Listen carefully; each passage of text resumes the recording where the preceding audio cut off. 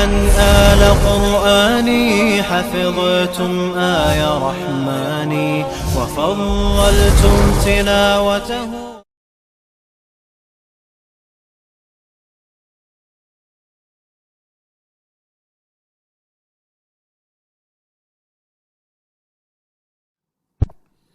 السلام عليكم ورحمة الله وبركاته.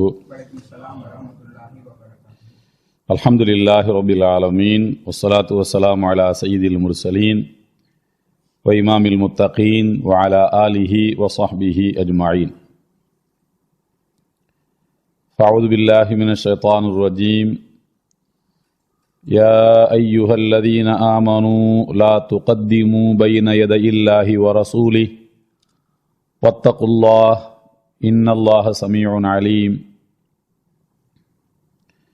எல்லாம் வல்ல அல்லாஹுவினுடைய பேரருளால் இந்த காலை நேர அமர்வில் சூரத்துல் ஹுஜராத் என்ற அருள்மறையாம் திருக்குர்ஆனுடைய 49வது சூராவின் தஃப்சீர் என்கின்ற விரிவுரையை இன்ஷா அல்லாஹ் நாடிய அளவுக்கு அல்லாஹ் சிந்தனையில் போடக்கூடிய அளவுக்கான விளக்கங்களை நாம் பார்க்க போகின்றோம்.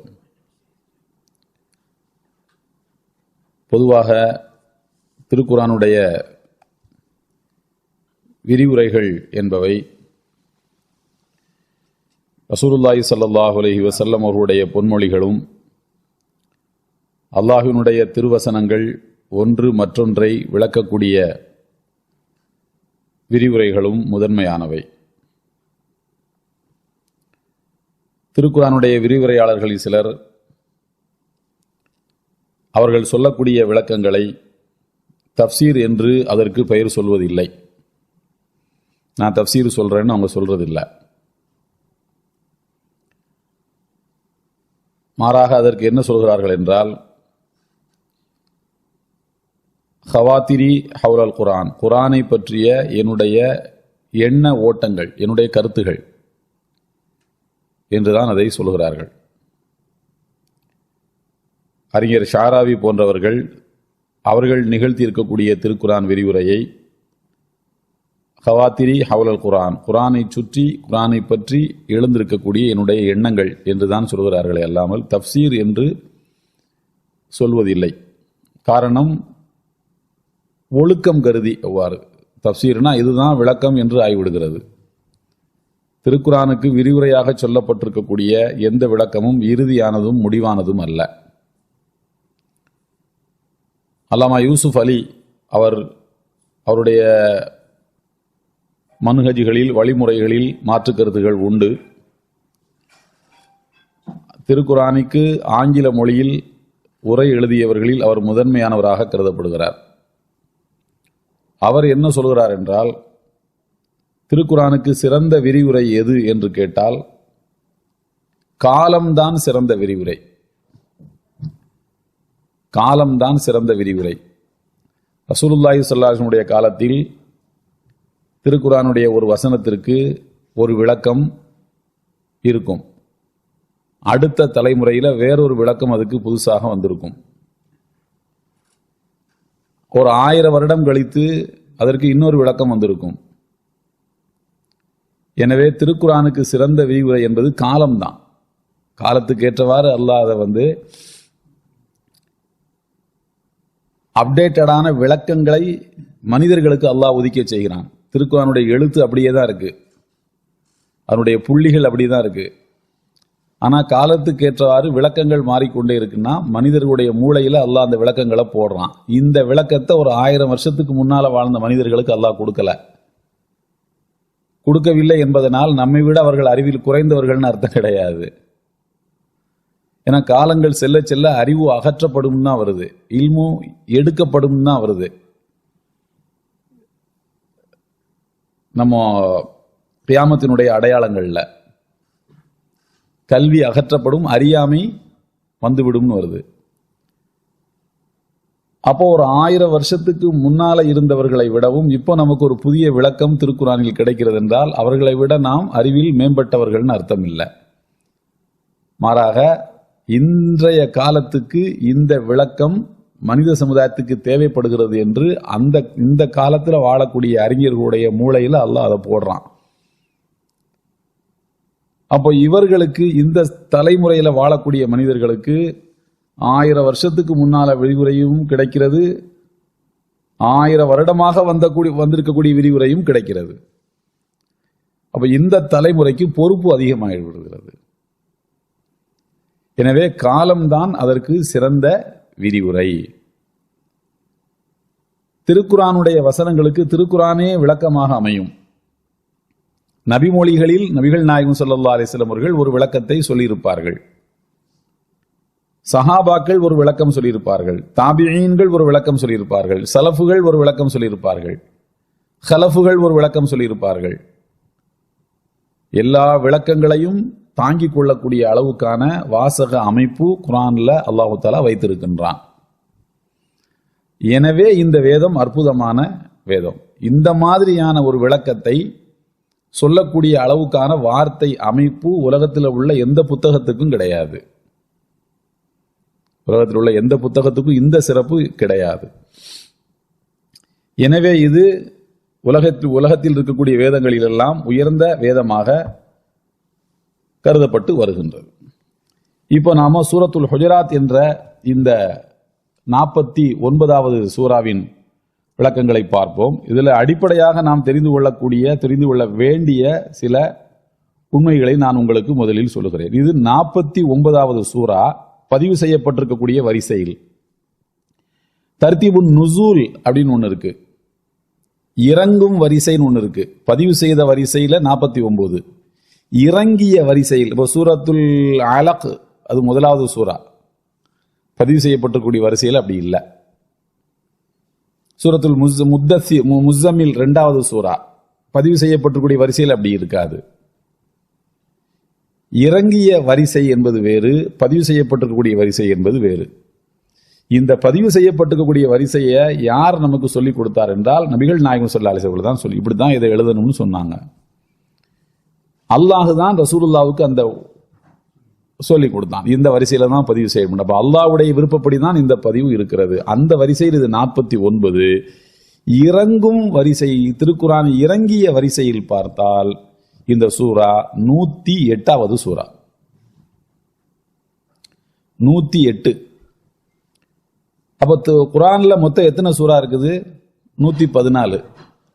114 இது 108வது சூறான்னா இதுக்கப்புறமா இறங்கின சூரா மொத்தம் எத்தனை தான்? 6 தான். இதுக்கு அப்புறமாக இறங்கிய சூறாக்கள் மொத்தம் 6 தான். அதாவது ரொம்ப லேட்டர் டைம்ல ரசூலுல்லாஹி ஸல்லல்லாஹு அலைஹி வஸல்லம் அவர்கள் வஃபாத்துக்கு 1 வருஷம் 1.5 வருஷத்துக்கு முன்னால இறக்கிவிடப்பட்ட இது சூறா. இது ஹிஜ்ரி 9வது ஆண்டு தபூக்கு போர் நடைபெற்ற காலகட்டங்களில் இறக்கிவிடப்பட்ட சூறா இது என்பது திருக்குரானுடைய விரிவுரைகள் நமக்கு சொல்வது. இதனுடைய அர்த்தம் ஹுஜராத் அப்படின்னா என்ன அர்த்தம் அப்படின்னு கேட்டா, ரூம்ஸ், அறைகள். ஹுஜராத்னா என்ன அர்த்தம்? அறைகள், ரூம்ஸ். அறைகள் என்பதற்கு இப்போ உள்ள அரபில ஊர்ஃபா அப்படின்னு சொல்றாங்க. நீங்க மக்காவுக்கெல்லாம் போனீங்கன்னா குருபான்னு சொல்லுவாங்க. உருஃபானா ரூம்ஸ். உருஃபா சொர்க்கத்தில் அல்லாஹ் தஆலா ஒவ்வொரு மனிதனுக்கும் பல அறைகளை கொண்ட, பல ரூம்களை கொண்ட சொர்க்கத்தை தருவான்னு சொல்றான். அங்க அல்லாஹ் சொல்வது உருஃபாங்கிற வாசகத்தை தான் சொல்றான், குஜராத்ங்கிற வாசகத்தை சொல்லல. குஜராத் அப்படின்ற அந்த வாசகம் திருக்குரான்ல இந்த அத்தியாயத்தில் மட்டும்தான் இடம்பெற்றிருக்கிறது. வேற எந்த சூறாவிலையும் குஜராத்ங்கிற வாசகம் இடம்பெறல. சொர்க்கத்தில் ஒரஃபும் மப்னியா, அடுக்கடுக்காக அமைக்கப்பட்டிருக்கக்கூடிய அறைகள் என்ற சொல் பயன்படுத்தப்படுகிறது. அப்படியானால் இந்த ரெண்டுக்கும் இடையில இருக்கக்கூடிய வித்தியாசம் என்ன அப்படின்னு கேட்டா, ஹுஜராத் என்பது தரையில் இருக்கக்கூடிய ரூம்ஸ். அதுல மாடி இருக்காது, அபார்ட்மெண்ட் மாதிரி மாடி இருக்காது. ஹுஜராத்னா தரையில் இருக்கக்கூடிய வீடுகள், மாடி இல்லாத, ஃப்ளோர் இல்லாத, கிரவுண்ட் ஃப்ளோர் மட்டும் இருக்கக்கூடிய அறைக்கு தான் ஹுஜராத்னு பேரு. ஓரஃப் அப்படின்னு சொன்னா மாடியில் இருக்கக்கூடிய அறைகள்னு அர்த்தம். அப்போ சொர்க்கத்துல நமக்கு இதுல கிடைக்கக்கூடிய விளக்கம் என்னன்னா, சொர்க்கத்துல அல்லாஹு தஆலா தரக்கூடிய ரூம்ஸ் என்பவை அடுக்கு மாடிகளை போன்றவை. மிக உயரமான சொர்க்கம்லாம் வருது பாருங்க குர்ஆன்ல. உயரமான சொர்க்கம். திருக்குர்ஆனை இந்த உலகத்தில் ஓதியவர்களுக்கு அல்லாஹ் என்ன சொல்றாங்க? நபிகள் நாயகம் ஸல்லல்லாஹு அலைஹி வஸல்லம் சொல்கிறார்கள், வர்க வரத்தில் கமா குன்த துரத்திலு ஃபித் துன்யா. நீ திருக்குர்ஆனை ஓதிக்கொண்டே இரு. ஓத ஒவ்வொரு ஆயத்தையும் ஓது நீ மேல போய்கிட்டே இரு. எந்த இடத்துல போய் நீ முடிக்கிறியோ அங்க உனக்கு ஒரு மாளிகை வச்சிருக்கேன், அதுல போய் உட்காருன்னு அல்லாஹ் சொல்வானா. அவ சொர்க்கத்தினுடைய அறைகள் என்பவை அடுக்குமாடிகளை கொண்டவை. இந்த அறை என்பது தரையில் இருக்கக்கூடிய அறைகள். இது என்ன ரூம்ஸை குறிக்கிறது என்று கேட்டால், ரசூலுல்லாஹி ஸல்லல்லாஹு அலைஹி வஸல்லம் உடைய மனைவிமார்களுடைய வீடுகளை குறிக்கக்கூடிய ஒரு சொல். இதுல கவனிக்கணும், எங்கே அல்லாஹ் தஆலா வீடுன்னு சொல்லவே இல்லை, ரூம்ஸ்ன்னு மட்டும்தான் சொல்லியிருக்கான். அவருடைய வீடுகள் எல்லாமே வெறும் ரூம்களாக மட்டும்தான் இருந்தன. அன்னை ஆயிஷா ரலியல்லாஹு தஆலா அன்ஹா அவர்கள் சொல்லுகிறார்கள், அந்த வீடுகளில் பாத்ரூம் வசதி கூட கிடையாது. நாங்கள் வெளியில தான் போவோம், மறைவிடங்களுக்கு வெளியில தான் நாங்கள் போய் எங்களுடைய தேவைகளை முடித்து கொண்டு வருவோம் என்று கூறுகிறார்கள். எனவே ஒரு சிறிய தரையில் அமைந்திருக்கக்கூடிய அறைகளுக்குத்தான் ஹுஜராத் என்று பெயர். இந்த சூரா இறக்கியுள்ளப்பட்டிருப்பது எந்த காலகட்டம்? ஹிஜ்ரி 9வது ஆண்டு. அதே நேரத்தில் இந்த சூராவினுடைய வசனங்கள் நீங்க படிச்சு பார்த்துருந்தீங்கன்னா தெரியும், 5 தடவைகள் யா அய்யுஹல்லதீன ஆமனூ யா அய்யுஹல்லதீன ஆமனூ யா அய்யுஹல்லதீன ஆமனூன்னு 5 தடவை அல்லாஹ் சொல்லியிருக்கிறான். ஒரு தடவை யா அய்யுஹன் நாஸ்ன்னு சொல்லியிருக்கிறான், மனிதர்களே என்று ஒரு தடவையும், இறை நம்பிக்கையை கொண்டோரே ஓரிடை நம்பிக்கையை கொண்டோரே என்று 5 தடவையும் சொல்லியிருக்கிறான். இந்த 5 வசனங்களும் 5 சந்தர்ப்பங்களில் இறக்கியுள்ளப்பட்டது. 5 வகையான காரணங்கள் இருக்கின்றன. பொதுவாக குர்ஆனுடைய வசனங்களுக்கு இறக்கப்பட்ட காரணங்கள்னு உண்டு. ஒவ்வொரு சந்தர்ப்பத்திலையும் அதுக்கு என்னென்ன காரணங்களுக்காக இறங்கியதுன்னு உங்களுக்கு தெரியும். சபபுன் நுசூல் அப்படின்னு சொல்லுவாங்க, என்ன காரணத்தினால இந்த வசனம் இறங்கிச்சுன்னு. அப்படி அந்த கணக்கின் அடிப்படையில் பார்த்தால் திருக்குர்ஆன் இறக்கியுள்ளப்பட்டதற்கு 6666 வசனங்களும் இறக்கியுள்ளப்பட்டதற்கு மொத்தம் எத்தனை காரணம் இருக்க முடியும்? 6666 காரணமா இருக்கும்? இருக்காது.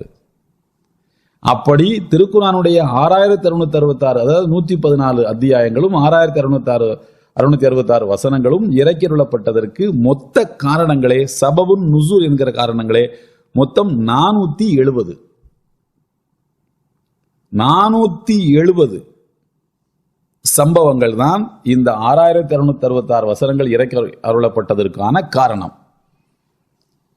இதுல திருக்குர்ஆனுடைய 114 அத்தியாயத்தின் மூலம் ரசூலுல்லாஹ்வுடைய ஸல்லல்லாஹு அலைஹி வஸல்லம் காலத்தில் நடந்த 470 சம்பவங்கள் பாதுகாக்கப்பட்டிருக்கு.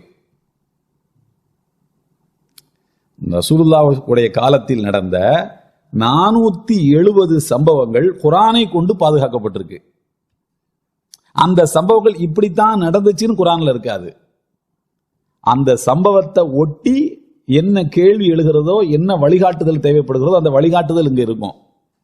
இது என்ன திடீர்னு இந்த வசனத்தில் இப்படி ஒரு கருத்தை அல்லாஹ் சொல்றான்னா இதுக்கு பின்னாடி ஒரு சம்பவம் இருக்கு. அது என்ன சம்பவம்னு நாம தெரிஞ்சுக்க ட்ரை பண்ணுவோம். அப்படி நமக்கு கிடைத்த சம்பவங்கள் 470. அந்த 470 இதுல இருக்காது.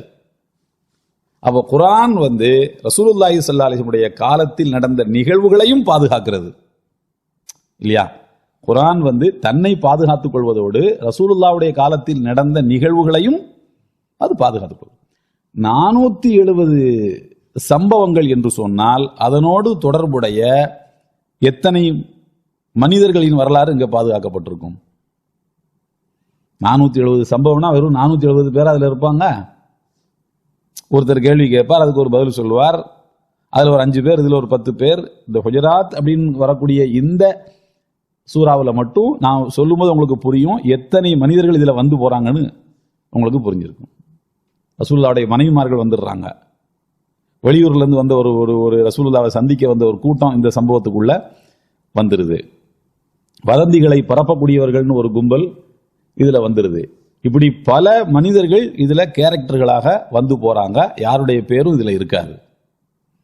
அவர்கள் எல்லாருமே வரலாற்று மனிதர்களாக பாதுகாக்கப்படுவதற்கு இந்த குர்ஆனுடைய வசனம் காரணமாக அமைகிறது. இது உலகத்துல மற்ற வேதங்கள்ல கிடையாது. மற்ற வேதங்கள்ல ஏன் கிடையாது? நான் மற்றதெல்லாம் மொத்தமா இறங்கிருச்சு, பொசுக்குன்னு தூக்கி கையில கொடுத்துட்டு போயிட்டான். எந்த மனிதனுடைய வாழ்க்கையும் அதுல பின்னி பிணைஞ்சு இருக்கல. மொத்தமா தூக்கி ஒரே நாள்ல கொடுத்துட்டு போனதுனால இதுக்கு என்ன காரணம், அதுக்கு என்ன, யார் இது வந்தா போனா, எதுவும் அதுல இருக்காது. அந்த வகையிலும் திருக்குர்ஆன் மற்ற வேதங்களை விட தனித்தன்மை மிக்கது. சரியா? மூசா அலைஹிஸ்ஸலாம் அவர்கள் அல்லாஹ் தஆலாவிடத்துல தௌராத் வேதத்தை வாங்குறதுக்கு போறாங்க. நான் இதெல்லாம் உங்களுக்கு சொல்றதுக்கு காரணம், ஒரு இன்ட்ரோ மாதிரி சொல்றதுக்கு காரணம், இந்த வசனங்களை நான் உங்களுக்கு விளக்கும் போது நான் சொல்ல மறந்த விஷயங்களை கூட நீங்க புரிஞ்சுக்கிட முடியும், அல்லது எனக்கு தோன்றாத விஷயங்களை கூட நீங்க புரிஞ்சுக்க முடியும் இந்த இன்ட்ரோவை புரிஞ்சுக்கிட்டா. மனிதர்கள் எல்லாரும் ஒரே தரத்திலான அறிவுள்ளவர்கள் அல்லவே.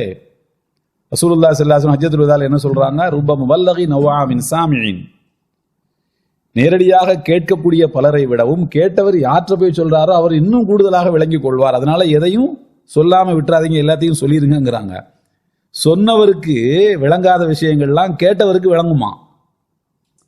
அப்ப இந்த இன்ட்ரோவை நீங்க புரியும் போது என்ன ஆகும்னா, எனக்கு தோன்றாத விஷயங்கள் உங்களுக்கு தோன்றும்.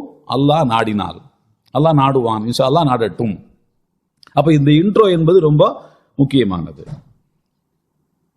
இப்போ இந்த இறை தூதர் மூசா அலைஹிஸ்ஸலாம் அவர்களுக்கு அல்லாஹு தஆலா தௌராத் வேதத்தை எப்படி கொடுத்தான்? மொத்தமாகத்தான் கொடுத்தான். அது ரொம்ப சந்தோஷமா வாங்கிக்கிட்டு அங்கிருந்து வர்றாங்க.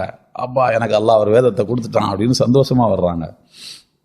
வந்து பார்த்தால் இந்த மக்கள் எல்லாம் காளை கன்றை கடவுளாக வணங்கி கொண்டிருக்கின்றார்கள். வரும்போதே சொல்லிட்டாங்க, வரும்போதே மூசா நபிக்கு சொல்லப்பட்டுருச்சு, ரொம்ப சந்தோஷமா போறீங்க, ஆனா அங்க நடந்திருக்கிறது வேற, எல்லாம் காளை கன்று உட்காந்து வணங்கிக்கிட்டு இருக்கான், நீங்க அப்பாவி தரமா தூக்கிட்டு போறீங்க. மூசா நபி கண்ணால பார்க்கல. அப்பவே அவங்களுக்கு கோபம் வந்துருச்சு. கண்ணால பார்க்கல. கண்ணால பார்த்த உடனே அடாடா இவ்வளவு அநியாயம் நடக்குதாண்டு கோபத்தில் அந்த பலகையை தூக்கி ஃபால்கல் அல்வாஹ், இந்த பலகையை எரிஞ்சுட்டாங்களாம். இதுக்காடா அவங்களுக்கெல்லாம் அந்த வேதத்தை வாங்கிட்டு வந்தேன்னு சொல்லிட்டு தூக்கி போட்டுட்டாங்க. ரசூலுல்லாஹி ஸல்லல்லாஹு அலைஹி வஸல்லம் சொல்கிறார்கள்,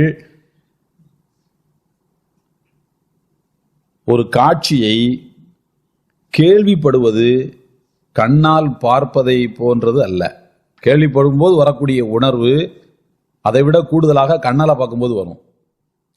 ஒரு ஆள் மூத்தா போயிட்டாக, நமக்கு விருப்பமான ஆள், முகப்பத்தான ஆள் மூத்தா போயிட்டாக, செய்தியை கேள்விப்படும் போது இருக்கக்கூடிய அதிர்ச்சியை விட அவங்கள அந்த கட்டில்ல படுக்க போட்டு பார்த்திருக்கும் போது நமக்கு உண்மையிலேயே உள்ளம் லைசல் ஹபரு கல் முஆயனா அப்படின்னு நபிகள் நாயகம் ஸல்லல்லாஹு அலைஹி வஸல்லம் சொல்கிறார்கள். அதனாலதான் மூசா நபி பார்த்த உடனே எல்லாரும் வருத்தப்படக்கூடாதுல்ல, அது என்ன குர்ஆன் தௌராத் வேதம் பொறிக்கப்பட்ட பலகையவா மூசா நபி தூக்கி எறிஞ்சாங்க, அவருக்கு தக்குவா இல்லையா மூசா நபி? உடனே ஃபத்வா கொடுத்துருவோம், வேதத்தை கீழே போட்டாரு, மூசா நபிக்கு தக்குவா இல்லைன்னு ஈஸியா சொல்லிட்டு போயிடுவான் நம்மளு. அப்படி அர்த்தம் இல்லை. அந்த காட்சியினுடைய ஆபத்து, நம்ம ஒரு பெரிய சமுதாயத்தை திருத்தணும்னு நினைச்சு வந்திருக்கிறோம், இவங்க இந்த மாதிரி பண்ணிட்டாங்களேன்னு அந்த வருத்தத்துல அவங்க கை நழுவி கீழே விட்டு விட்டார்கள். அப்போ அந்த வேதத்துல இந்த மாதிரியான சம்பவங்கள் பாதுகாக்கப்படல.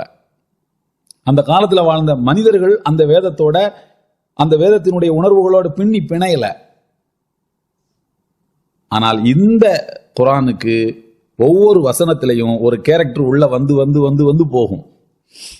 குஜராத்னு சொன்னா ரசூலுல்லாஹ்வுடைய மனைவிமார்களின் அறைகள், அது வந்து வந்து போகும். யாரும் யாரையும் புறம் பேசாதீர்கள், யாரும் யாரையும் பழித்து பேசாதீர்கள் என்று சொல்லும் போது, அப்படி பழித்து பேசிய இந்த வசனம் இறங்கியதற்கு பிறகு மன்னிப்பு கேட்ட அந்த கேரக்டருடைய தக்வா நம்முடைய உள்ளத்துக்குள்ள வந்து போகும். ஒரு வசனம் எப்படி ஒரு சமுதாயத்தையே தலைகளாக மாத்துச்சுன்னு நம்முடைய உள்ளத்தில் அந்த காட்சிகள் வந்து போகும். இது இந்த வேதம் உயிர்ப்போடு ஜீவனோடு இருப்பதற்கான காரணம். அப்படி பார்த்தால் குர்ஆனுடைய 6666 வசனங்கள் இறங்கியதில் மொத்தம் எத்தனை சம்பவங்கள் தொடர்புடையதாக இருக்கின்றன? 470 சம்பவங்கள் வரலாற்றில் பாதுகாத்து வைக்கப்பட்டிருக்கின்றன. இது நாம அடிப்படையாக பொதுவான திருக்குர்ஆனுடைய விரிவுரைகளை பற்றி தெரிந்து கொள்வதற்கு முன்னால் தெரிந்து கொள்ள வேண்டிய விஷயம். அதே போல நான் உங்களுக்கு சொன்ன இதுல 5 தடவை யா அய்யுஹல்லதீன ஆமனூன்னு வந்திருக்குது. அப்போ 5 சம்பவங்கள் இதுக்குள்ள வருது. யா அய்யுஹன் நாஸ், மனிதர்களேன்னு ஒரு தடவை வருது. அது ஒரு 6வது சம்பவமாக இதுக்குள்ள இது வருது. அப்போ மொத்தம் 6 சம்பவங்கள் குறைந்தபட்சம் இதுக்குள்ள லிங்க் ஆகியிருக்கு. இந்த சூராவுக்கு சூரத்துல் ஆதாப் அப்படின்னு ஒரு பேர் இருக்கு. பொதுவாக திருக்குர்ஆனுடைய அத்தியாயங்களுக்கு 2 பேர்கள் ஒன்று இருக்கும். ஒன்று ரசூலுல்லாஹ் வச்ச பேர் ஒன்று இருக்கும், இன்னொன்று அதனுடைய உள் அர்த்தமாக இருக்கக்கூடிய ஒரு பேர் அதுல வந்திருக்கும். உள் அர்த்தமாக இருக்கக்கூடிய ஒரு பேர் வந்திருக்கும். சில அத்தியாயங்களுக்கு அது இல்லாமலே கூட இருக்கும். இப்போ சூரத்துல் பக்கரா இருக்குது, அதுல பக்கராவை பற்றி வந்திருக்கிறதுனால அதுக்கு அந்த பேர் வச்சிருக்கு. அதுக்கு சூரத்துல் அஹ்காம்னு ஒரு பேர் இருக்கு, ஏன்னா அதுல நிறைய சட்டதிட்டங்கள் சொல்லப்பட்டிருக்கிறதுனால, ஹுக்குமுகள் நிறைய சொல்லப்பட்டிருக்கிறதுனால சூரத்துல் அஹ்காம்னு ஒரு துணை பேர் அதுக்கு சொல்லுவாங்க. அந்த மாதிரி சூரத்துல் ஹுஜராத் என்கிற இந்த சூராவுக்கு இன்னொரு துணை பெயர் என்னன்னு சொன்னா சூரத்துல் ஆதாப். ஆதாப்னு என்ன அர்த்தம்? ஒழுக்கங்கள். ஒழுக்கங்களை பற்றி இதுல சொல்லப்பட்டிருக்கு. என்ன ஒழுக்கம்? ஒரு அடியான், ஒரு மூமின் அல்லாஹுவோடு எப்படி நடந்து கொள்ள வேண்டும், அல்லாஹுக்கும் அவனுக்கும் இடையிலான தொடர்பு எப்படி இருக்க வேண்டும், ஒரு மூமினுக்கும் ரசூலுல்லாவுக்கும் இடையிலான தொடர்பு எப்படி இருக்க வேண்டும், ஒரு மூமினுக்கும் இன்னொரு மூமினுக்கும் இடையிலான தொடர்பு எப்படி இருக்க வேண்டும், அவன் இருக்கும்போது எப்படி இருக்கணும், இல்லாம இருக்கும்போது எப்படி இருக்கணும். நீங்க என்னோட உட்கார்ந்து பேசும்போது நான் உங்கள்ட்ட எப்படி பேசணும், நீங்க இல்லாம இருக்கும்போது நான் உங்களை பத்தி எப்படி பேசணும், நீங்க ஒரு சொல்றீங்க அதை எப்படி எடுத்துக்கணும் என்கிற விஷயமும் இதுல சொல்லப்பட்டிருக்கு. இப்படி நிறைய விஷயங்கள் சொல்லப்பட்டிருக்கு. இந்த ஆதாப் அப்படின்னு சொன்னா பொதுவாக அரபியில இலக்கியங்கள்னு சொல்றாங்கல்ல, அதுக்கும் அதப்னு தான் சொல்லுவாங்க. அதீப்னா பெரிய இலக்கியவாதி, அதப்னா ஒழுக்கம்னு அர்த்தம் இருக்கு, அதப்னா இலக்கியம்னு அர்த்தம் இருக்கு. அதபு ஒழுக்கம் இலக்கியம் அப்படின்லாம் சொல்றதுக்கு என்ன அர்த்தத்தில் இந்த ரெண்டுக்கும் ஒரே வார்த்தை சொல்லப்பட்டிருக்குன்னு சொல்லி கேட்டா, இலக்கியம்ங்கிறது என்ன, எதையுமே கொஞ்சம் சுவைபட சொன்னால் அதுதான் இலக்கியம். எதையுமே சுவைபட ஒரு விஷயத்தை நேரடியா சொல்லாம சுவைபட சொன்னால் அதுதான் இலக்கியம். கடல்ல அலை அடித்தது அப்படின்னு சொன்னா ஒரு விஷயத்தை நேரடியா சொல்றான்னு அர்த்தம். கடல் தாய் தரைக்கு தலை சீவி விட்டாள், சும்மா அடிச்சு விடுறது தான் இலக்கியம், கூட குறைய சொல்றது தானே. கடல் தாய் தரைக்கு தலை சீவி விட்டாள், வந்துட்டு போனோடனே அது மணல்லாம் நல்லா ஒழுங்காயிடுச்சான், கால் தடம்லாம் இருந்ததை அழிச்சிட்டு அது மாதிரி தலைமுடியை விரிச்சு போட்டிருந்ததெல்லாம் சீவி விடுறது தான் சீவி விடுறது. கடல் தாய் தரைக்கு தலை சீவி விட்டு அதை ஒழுங்குபடுத்தினால்னு சும்மா சொல்லுவான் இலக்கியத்தில். இது கொஞ்சம் கேட்கறதுக்கு நல்லா இருக்குல்ல. இதுதான் இலக்கியங்கள். எதையுமே சுவைபட சொன்னால் அது அதபு, இலக்கியம். அதே மாதிரி ஒவ்வொரு மனிதன்ட்டையும் ஒரு அதபு இருக்கு, ஒழுக்கம் இருக்கு, இருக்கணும். என்ன? மானத்தை மறைக்கணும். மானத்தை மறைக்கணும். என்ன மானத்தை மறைக்கணும்? இடுப்பு கீழே முழங்கால் வரைக்கும் ஒரு மனிதன் மானத்தை மறைச்சிருக்கணும். தொழுகைக்கு அதுக்கு மேல ட்ரெஸ் இல்லாம இருந்தாலும் தொழுகை நிறைவேறும். ஆனா அப்படி யாரும் வர்றோமா? இது கட்டாயம். அதபு என்னதுன்னா எல்லாம் ஃபுல்லா கவர் பண்ணிட்டு அழகா வர்றது, சுத்தமாக நறுமணம் பூசி அழகாக. எந்த அளவுக்கு உங்களை நீங்க இந்த தரத்தை பள்ளிவாசலுக்கு வரும்போது மேம்படுத்திக் கொள்கிறீர்கள், அந்த அளவுக்கு நீங்க அதபு, பள்ளிவாசலுடைய ஒழுக்கத்தை பேணுகிறீர்கள் அர்த்தம். எந்த அளவுக்கு நீங்க பேசும்போது கண்ணியமான சொற்களை பயன்படுத்துகிறீர்களோ அந்த அளவுக்கு நீங்க அதபாக இருக்கீங்கன்ற அர்த்தம். எந்த அளவுக்கு நீங்க குரலை தாழ்த்தி பேசுறீங்களோ அந்த அளவுக்கு நீங்க மரியாதையா நடந்துக்கிறீங்கன்ற அர்த்தம். சில கிராமம் அஸ்ஸலாமு அலைக்கும் தூரத்துல இருந்து கொஞ்சம் அதபு குறைவு, பக்கத்துல வர்ற வரைக்கும் காத்திருந்து அஸ்ஸலாமு அலைக்கும் நல்லா இருக்கீங்களா, இது கொஞ்சம் அதபான விஷயம். நான் உங்களுக்கு மாநாட்டில் சொன்னேன், இப்ராஹிம் அலைஹிஸ்ஸலாம் அவர்கள் தன்னுடைய வாப்பாட்ட என்ன சொல்றாங்க, பாப்பா என்னை பின்பற்றாவிட்டால் உங்களை நரகம் தீண்டி விடும் அப்படின்னு சொல்லல. ஆனா உண்மை அதுதான். இப்ராஹிம் நபி இறை தூதர், அவங்களை பின்பற்றாவிட்டால் வாப்பாவுக்கே இருந்தாலும் நரகம் தான், ஏன்னா காபிரா இருந்தா நரகம் தான். ஆனா இப்ராஹிம் நபி என்ன சொல்றாங்கன்னா, உங்களை நரகம் தீண்டி விடுமோ என்று எனக்கு பயமாக இருக்கிறதுன்னு சொல்றாங்க. ரெண்டும் ஒண்ணுதான். இதுக்கு வார்த்தை எப்படி இருக்கு, அதுக்கு வார்த்தை எப்படி இருக்குன்னு பாருங்க. எனக்கு பயமா இருக்குன்னா உங்க மேல எனக்கு அக்கறை இருக்கு, நான் என்ன பண்றது. அதையும் தாண்டி இப்ராஹிம் நபி சொல்றாங்க, நான் உங்களுக்காக அல்லாஹ்விடத்தில் பாவ மன்னிப்பு தேடுவேன்ங்கிறாங்க. ஆனா சட்டப்படிக்கிறது தப்பு. அல்லாஹ் சொல்றான், இப்ராஹிம் நபியினுடைய வாழ்க்கையில் உங்களுக்கு முன்மாதிரி இருக்கிறது, வாப்பாவுக்கு பாவ மன்னிப்பு தேடுவேன் என்று சொன்னாரே, அதில் தவிர அதை மட்டும் நீங்க யாரும் முன்னுதாரணமா எடுக்க முடியாதுங்கிறான். அப்ப இப்ராஹிம் நபி என்ன பண்றாங்கன்னா, வாப்பாவை மதிக்கணும், அதபா பேசணும். சில நேரங்கள்ல அந்த அதபுகளே பெரிய தாவாவா இருக்கும். அந்த அதபுகள், ஒழுக்கங்களே பெரிய தாவாவா இருக்கும். நம்முடைய நடைமுறைகளே இப்ராஹிம் நபி அந்த டூலை தான் பயன்படுத்துறாங்க வாப்பாட்ட. ஆனா அவர் ரொம்ப இறுகுன எதைய முடியும், அது வேலை செய்யல. சரின்னு விட்டுட்டு அந்த ஆட்டை விட்டே கிளம்பி போயிடுறாங்க. சோ அப்ப அதபு என்பது என்னவென்றால், எது அடிப்படையோ அதற்கும் மேலாக. இதுக்கு தான் அரபி மொழியில விருந்துக்கும் அதபுன்னு தான் சொல்லுவாங்க. மஅதுபா, விருந்துக்கு அரபுல என்ன சொல்லுவாங்கன்னா மஅதுபா. உதாரணத்துக்கு எதுக்காக அப்படி சொல்றாங்க, எதுக்கு விருந்துக்கு எதுக்கு அதபுங்கிற சொல்ல ஒழுக்கம் மஅதுபாங்கிற வார்த்தையை ஏன் பயன்படுத்துறாங்க அப்படின்னு கேட்டா, நம்ம வீட்டுல நம்ம மட்டும் சாப்பிடும் போது ஏதோ ஒன்ன வச்சு அப்படி நின்றுகிட்டே கூட அப்படி சாப்பிட்டுக்கிட்டு குனிஞ்சிட்டு ஓடி தண்ணி எடுத்து வச்சுட்டு சாப்பிட்டுட்டு போயிடுவோம். விருந்துன்னு வரும்போது என்ன பண்ணுவோம், எல்லாத்தையும் கிளீனா எடுத்து அடுக்கி வச்சு அதுக்கு ஒரு இது வச்சு அது கலர் கலரான இதெல்லாம் வச்சு அப்படி அதுக்கு பேர் தான் அது விருந்து. இது அடிப்படைகளை விடவும் கூடுதலான ஒன்று. இதுக்கு பேர் தான் அதபு அப்படின்றது. அதே மாதிரி பாத்தீங்கன்னா, நம்ம மட்டும் வீட்டுல சாப்பிடும் போது வீட்டுல என்ன சொல்லுவாங்க, சர்க்கரை சாப்பிடாதீங்க, அந்த கேசரி அளவுக்கு நமக்கு அளவா தான் தருவாங்க. டீ அதுக்கு ஒரு அளவு இருக்கு, அவ்வளவுதான் நமக்கு தருவாங்க. இதுக்கு மேல சாப்பிட்டா அங்கிருந்து மிரட்டுவாங்க, கண்ணால உருட்டுவாங்க, எல்லாம் பண்ணுவாங்க. விருந்துன்னு வந்துருச்சுன்னா என்ன பண்ணுவாங்க, கூட்டத்துல கும்பலா பாய் அடிச்சுட்டு போறாருன்னு கண்டுக்கிடாம இருந்துருவாங்க. அப்ப தேவைக்கு அதிகமாக ஒன்றை தந்தால் அதுதான் விருந்து. மஅதுபா, உபசரிப்பு.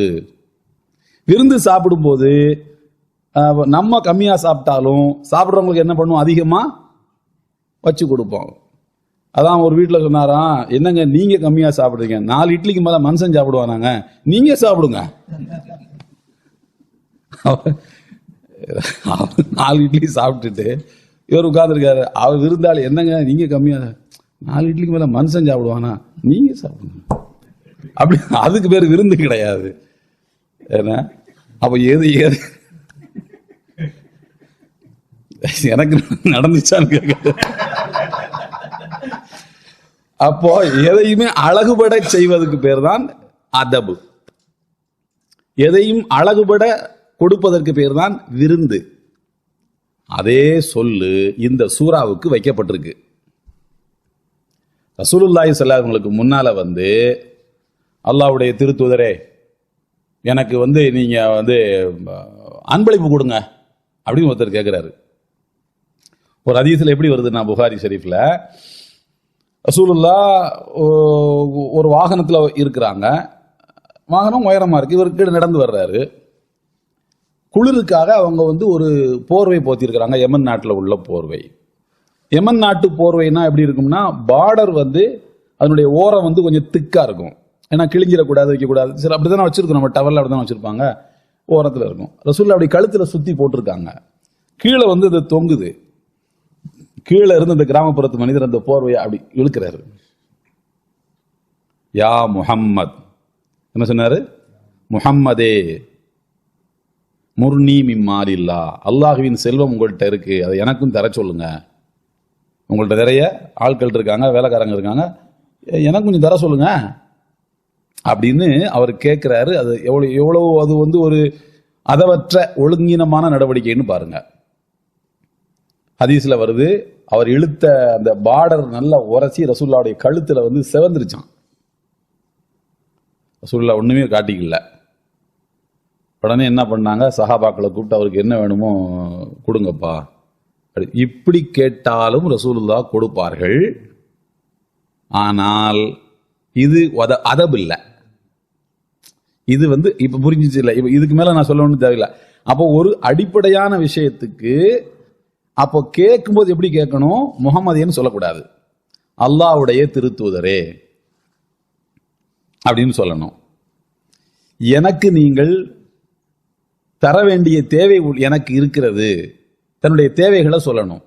எவ்வளவுன்னு சொல்லணும், எனக்கு என்ன தேவைங்கிறத சொல்லணும். தந்தார் நன்றாக இருக்கும் அப்படின்னு சொல்லணும். அல்லாஹ் உங்களுக்கு பரக்கத் செய்வானாக துவா செய்யணும். கேட்கும்போது என்ன செய்யணும், அந்த தோரணையில அவருடைய நடவடிக்கையில ஒரு பணிவை காட்ட வேண்டும். இதுல எதுவுமே இல்லை, ஆனா பணம் கேட்கிறாரு, இது அதபு இல்லை. அப்போ அதப் என்பது அழகுபடுத்துவது, ஒரு செயலை அழகுபடுத்துவது, ஒரு சொல்லை அழகுபடுத்துவது. விருந்துனா அந்த காட்சியை அழகுபடுத்துவது, அதுல ஒரு ஈர்ப்பு வர்ற மாதிரி நடந்துக்கிறது. என்ன கண்ணியமா நடந்துக்கிட்டாரு. பெரிய மனிதர்கள் வருகிறார்கள், அப்படி ஒதுங்கி நின்று வழி விடுறது. பெண்கள் வர்றாங்க, ஒதுங்கி நின்று. இதுதான் அதபுன்றது. அதுதான் துருக்கியில இஸ்லாமிய கிலாபத்து கொடிகட்டி பறந்த காலகட்டங்கள்ல சில நடைமுறைகள், அதபுங்கிற பேர்ல சில நடைமுறைகள் இருந்தது. என்னன்னு சொன்னா, பெரிய மனிதர்கள் ஒரு தெருவில் வந்தாங்கன்னா சின்ன பிள்ளைங்க அவங்கள சைக்கிள்லையோ வேற இதுலையோ வாகனங்கள்ல போகும்போது அவங்கள முந்தி போக மாட்டாங்க. இந்த தெருவினுடைய எண்டில் அவங்களுக்கு ஒரு வேலை இருந்துச்சுன்னா பக்கத்து தெருவோட சுத்தி அவருக்கு முன்னால் அங்க போய் நின்றுவாங்க, இவரை முந்தக்கூடாது என்பதற்காக. ரசூலுல்லாஹ்ட்ட சஹாபாக்கள் அப்படிதான் நடந்துக்கிட்டாங்க, முந்த மாட்டாங்க. இது ஒழுக்கம். ஆனா முந்தி போறது சட்டப்படி தப்பா? சட்டப்படி தப்பு இல்லை. உங்களுக்கு வேகமா நடக்க முடியாது, எனக்கு வேகமா நடக்க முடியும், நான் முந்தி போனா சட்டப்படி தப்பு இல்லை. ஆனா அது ஒழுக்கத்தின் அடிப்படையில் நல்ல செயல் இல்லை. அதே மாதிரி ஒரு வீட்டில் மாடிப்படி ஏறும்போது, கணவனும் மனைவியுமா அவர் வீட்டுக்கு போறாங்க, மாடிப்படி ஏறும்போது என்ன பண்ணுவாங்கன்னா முதல்ல பெண்கள் ஏறணுமா, அப்புறம்தான் பின்னாலதான் ஆண்கள் ஏறணும். இறங்கும் போது முதல்ல ஆண்கள் இறங்கணும், ரெண்டாவது தான் பெண்கள் இறங்கணும். இது துருக்கியில உள்ள ஒழுக்கம், சட்டம் கிடையாது. என்ன காரணத்துக்காகனா, முதல்ல பெண்கள் ஏறும்போது அவங்க கீழே வரைக்கும் புர்கா போட்டிருப்பாங்க.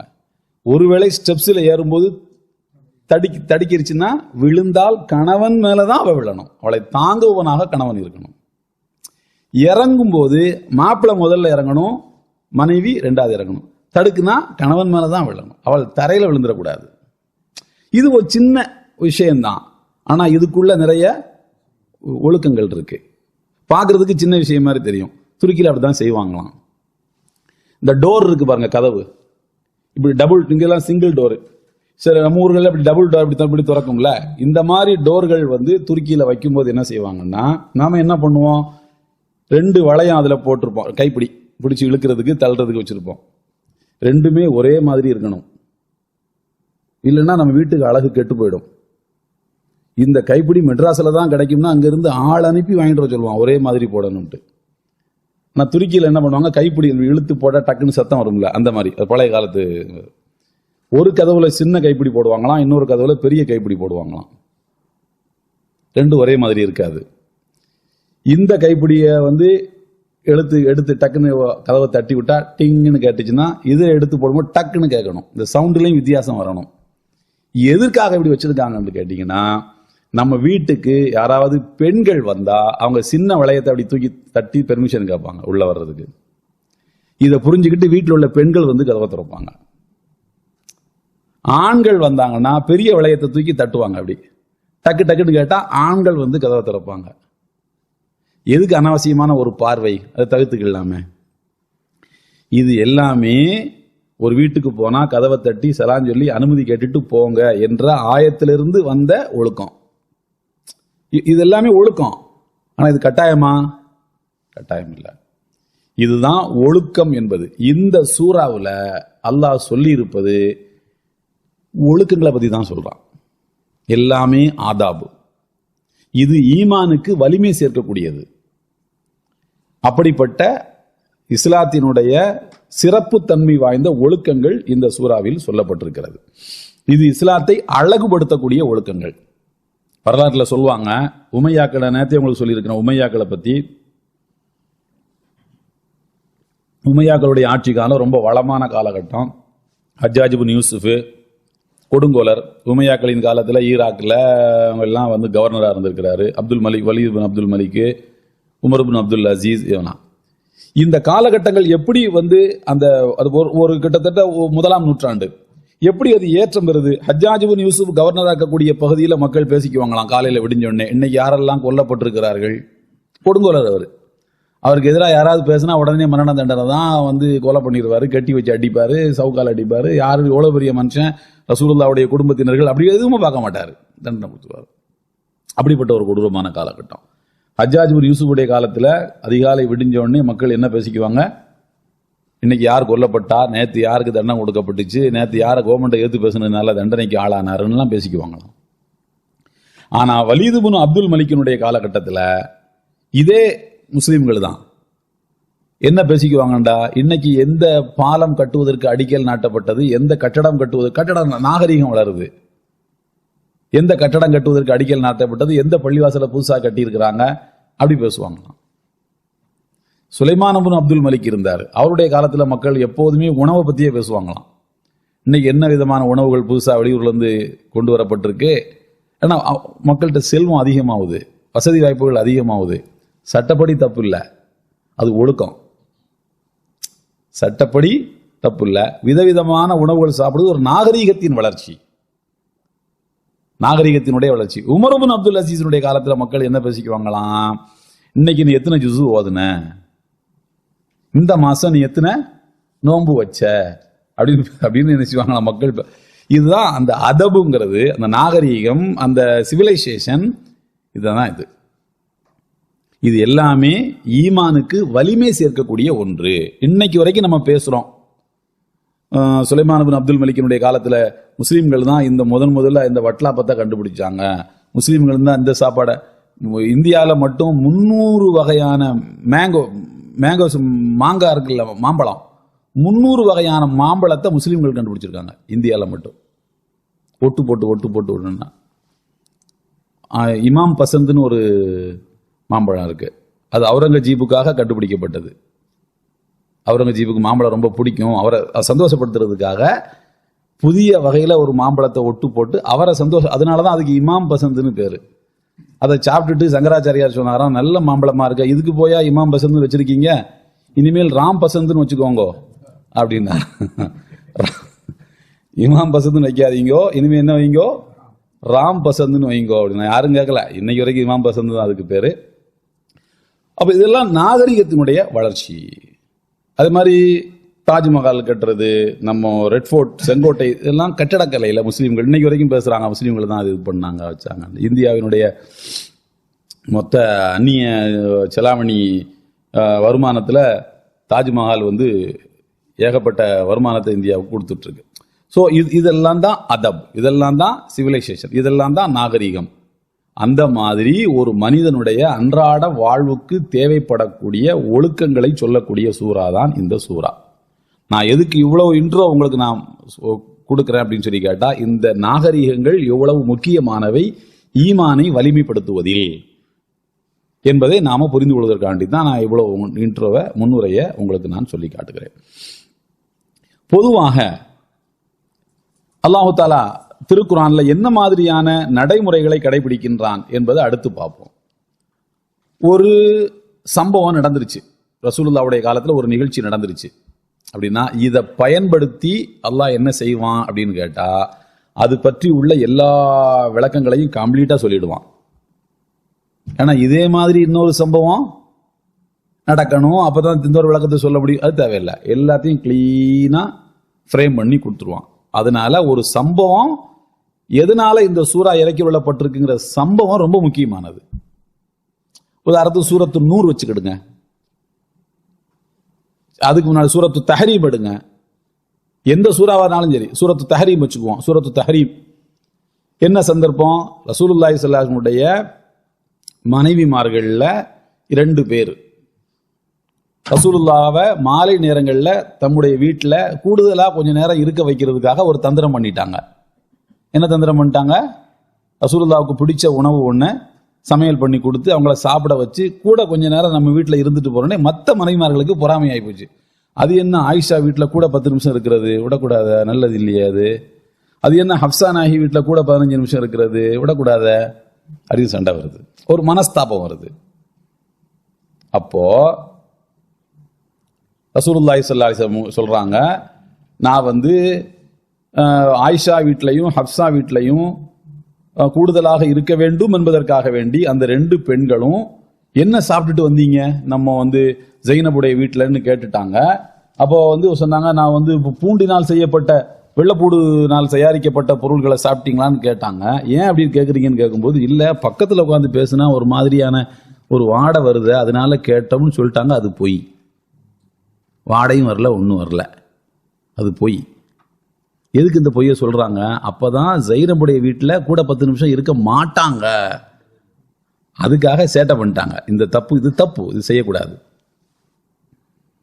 அப்ப குற்றவாளி யாரு? ஆயிஷா நாயும் ஹப்சா நாயும் தான். ஆயிஷா யாரு? அபூபக்கர் சித்திக் ரலியல்லாஹுடைய மகள். ஹப்சா யாரு? உமர் ரலியல்லாஹு தஆலாவுடைய மகள். இந்த உரிமையில தான் அவங்க அந்த தப்பையே செய்யறாங்க. நம்ம ஃப்ரெண்ட், நம்ம ரசூலுல்லாஹ்வுடைய ஃப்ரெண்டு தானே, நம்ம ஆப்பா மாறுவெல்லாம் பார்த்துக்கலாம் அப்படின்ட்டு நீங்க அதெல்லாம் விட்டுருங்க. அந்த சூறாவில் நல்லா கேளுங்க, அந்த சூறாவில் கடைசியில சில வசனங்கள் வருது. அதுல அல்லாஹ் என்ன சொல்றான்னா, தரபல்லாஹு மஸலன் லில்லதீன ஆமனு, இறை நம்பிக்கை கொண்டவர்களுக்கு அல்லாஹ் உதாரணம் கூறுகின்றான். அது என்ன உதாரணம் கூறுகின்றான் என்றால், 2 பெண்களை அல்லாஹ் உதாரணமாக கூறுகின்றான்.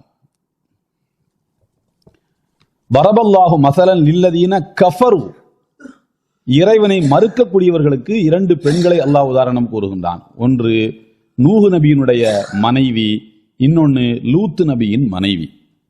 இறைவனை மறுக்கக்கூடியவர்களுக்கு உதாரணம். இந்த 2 பேரும் ஒரு நல்ல சாலிகான, அந்த காலத்தில் இருக்கக்கூடியவர்களில் சாலிகானவருக்கு மனைவியாக இருந்தார்கள். நபிமார்கள் தான் அந்தந்த காலத்துல சாலிகானவங்க, அவங்கள தாண்டி வேற ஆள் ஒழுக்கமானவங்க இருக்க முடியாது இல்ல. அப்போ அந்த காலத்துல வாழ்ந்த 2 முக்கியமான ஒழுக்கமான மனிதர்களுக்கு மனைவியராக இருந்தார்கள். ஆனாலும் அந்த 2 பேரும் இறைவனை மறுத்தவர்களாகவே இருந்து விட்டார்கள். லூத் நபியின் மனைவியும் நூஹ் நபியினுடைய மனைவியும். அதுக்கடுத்து இறை நம்பிக்கை கொண்டவர்களுக்கு 2 பெண்களை அல்லாஹ் உதாரணம் கூறுகிறான். ஒன்னு ஃபிரௌனுடைய மனைவி, ஆகப்பெரிய கொடுங்கோலனுக்கு மனைவியாக இருந்தும் ஈமானோடு இருந்தார்கள். இன்னொன்று மரியம் அலைஹிஸ்ஸலாம் அவர்கள், அந்த ஊரே அவங்கள ஒழுக்கம் கெட்டவள் என்று சொன்ன நேரத்திலும் விரக்தி அடையாமல் அல்லாஹ்வை சார்ந்து அவர்கள் கண்ணியமாகவே வாழ்ந்தார்கள் என்று இந்த 2 பேரையும் உதாரணம் சொல்றான். இப்ப நீங்க நல்லா பாருங்க, இந்த 2 பெண்களை முதல்ல பெண்களை ஏன் உதாரணம் சொல்லணும்? அது 2 பெண்கள் ஏன் சொல்லணும்? இவங்களை தாண்டி வேற பெண்களே உதாரணத்துக்கு இல்லையா? ஏன் 5 சொல்லியிருக்கலாமே, 3 சொல்லியிருக்கலாமே, ஏன் 2 சொல்லணும்? அது ஏன் பெண்களை சொல்லணும்? லுக்மான் அலைஹிஸ்ஸலாம் அவர் ஒரு பெரிய தத்துவ மேதை, அவர் ஈமான் கொண்டவர்களுக்கு ஒரு முன்னுதாரணமான மனிதர்னு சொல்லியிருக்கலாம்ல, ஆண்களை சொல்லியிருக்கலாம்ல. ஏன் பெண்களை அல்லாஹ் சொல்றான்? நல்லவங்களுக்கும் கெட்டவங்களுக்குமே. அதுல 2 ஏன் சொல்றான்னா, இந்த அத்தியாயமே 2 பெண்களோட சம்பந்தப்பட்டது தான். ஆயிஷா நாயகி, ஹப்சா நாயகி. அவங்க ரசூலுல்லாவை சங்கடப்படுத்திட்டாங்க. நீங்க ரசூலுல்லாவுக்கு மனைவிங்கிறதுனாலேயே சொர்க்கத்துக்கு போயிடுவோம், நல்லா உயர்வா வாழ்ந்துருவோம் வறுமையில நினைக்கிறீங்களா? இதே மாதிரி தான் ஒரு நபிக்கு மனைவியா இருந்த ஒரு பெண்மணி காஃபிரா போச்சு, யாவும் இருக்கா? இதே மாதிரி தான் நபிக்கு மனைவியா இருந்த ஒரு பொண்ணு இன்னொரு பொண்ணு லூத் நபியினுடைய மனைவி காஃபிரா போச்சு, யாவும் இருக்கா? அப்படின்னு யார அல்லாஹ் அப்படி சுருக்குன்னு ஒரு குத்து குத்துறாம்டா, ஆயிஷா நாயகி ஹப்சா நாயகி தான். அதே மாதிரி பாருங்க, நீங்க எப்படி இருந்திருக்கணும்னா, ஃபிரௌனுடைய வீட்டிலேயே நீங்கள் இருந்தாலும் நீங்க ஈமான் கொண்டவர்களாக இருந்திருக்கணும். இந்த ஊர் உலகமே உங்களை ஒழுங்கீனமானவள்னு சொன்னாலும் நீங்க ஒழுக்கமா இருந்திருக்கணும். அப்படிப்பட்ட பெண்களை தான் நீங்க ஃபாலோ பண்ணிருக்கணுமே தவிர, சின்ன சின்ன சந்தோஷத்துக்காக இன்னொரு மனைவி வீட்டுல ரசூலுல்லாஹ் ஒரு 10 நிமிஷம் கூட இருந்துட்டாங்கிறது அவ்வளவு பெரிய மனுஷனை நீங்க வருத்தப்படுத்திட்டீங்களா? அது எப்படி என்று அல்லாஹ் அவங்கள சுருக்குன்னு குத்துறதுக்கு தான் இந்த 2 பெண்களை அல்லாஹ் உதாரணமே சொல்றான். நீங்க ஒரு நிமிஷம் யோசனை பண்ணி பாருங்க, இந்த ஆயத்து இறங்கின அன்னைக்கு அந்த 2 பேரும் தூங்கியிருப்பாங்களா? ஆயிஷா நாயகியும் ஹப்சா நாயகியும் துடிச்சிருக்க மாட்டாங்க? என்னடா இது, நம்மள அல்லாஹ் தஆலா ஃபிரௌனுடைய மனைவிக்கு உதாரணமாக நீங்க இருந்திருக்க வேண்டிய ஆளு, நீங்க லூத் நபி நூஹ் நபியினுடைய மனைவி மக்களை மாதிரி சிந்திக்கக்கூடியவங்களா ஆயிட்டீங்களேன்னு அல்லவா அல்லாஹ் நம்மளை சுட்டி காட்டுறாங்கிற மாதிரி அவங்க துடிச்சு தான் போயிருப்பாங்க நிச்சயமா. சோ இப்படி ஒவ்வொரு அத்தியாயத்திலும் அல்லாஹ் ஒரு விஷயத்தை சொல்றான்னா அதை எல்லா கோணங்கள்லையும் தான் பார்க்கணும். சூரத்து நூர் பாருங்க, ஆயிஷா ரலியல்லாஹு தஆலா அவர்கள் மீது பழி சுமத்தப்பட்ட நேரத்தில் தான் அந்த சூரா இறங்குச்சு.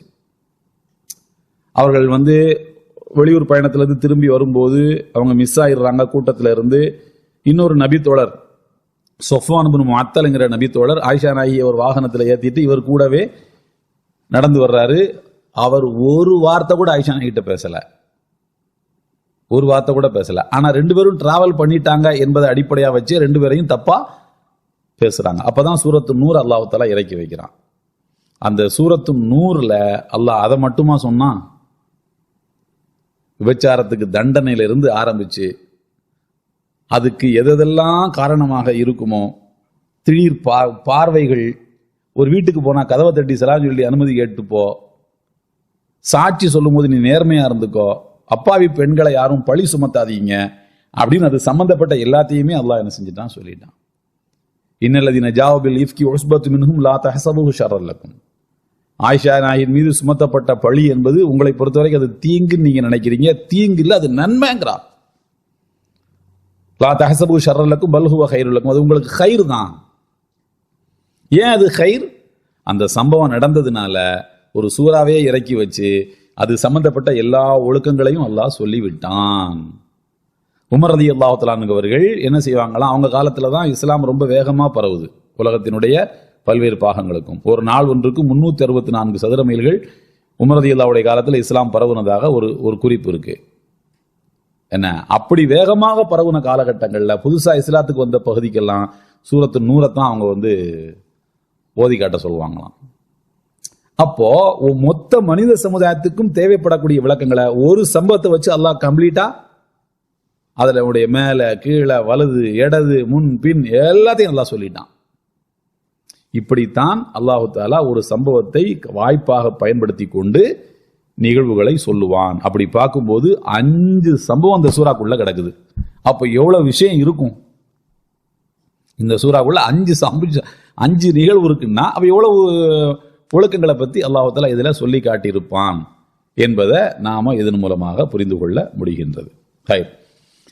இப்போ நாம மெதுவா என்ன செய்யலாம், இந்த சூறாவுக்கு உள்ள நுழையலாம். இந்த சூறா இறக்கப்பட்ட காலகட்டம் சூரத்துல் முஜாதிலா, சூரத்துல் முனாஃபிகூன், இதற்கெல்லாம் பிறகு ஹிஜ்ரி 9வது ஆண்டுல இறக்கி கொள்ளப்பட்டதுங்கிறத நாம பார்த்துட்டோம். இதுல என்ன அல்லாஹ் தஆலா சொல்றான், என்ன மாதிரியான கட்டளைகளை சொல்கிறான் என்று சொல்கிறா, சில தடைகள் சில கட்டளைகள், சில தடைகள் சில கட்டளைகள்.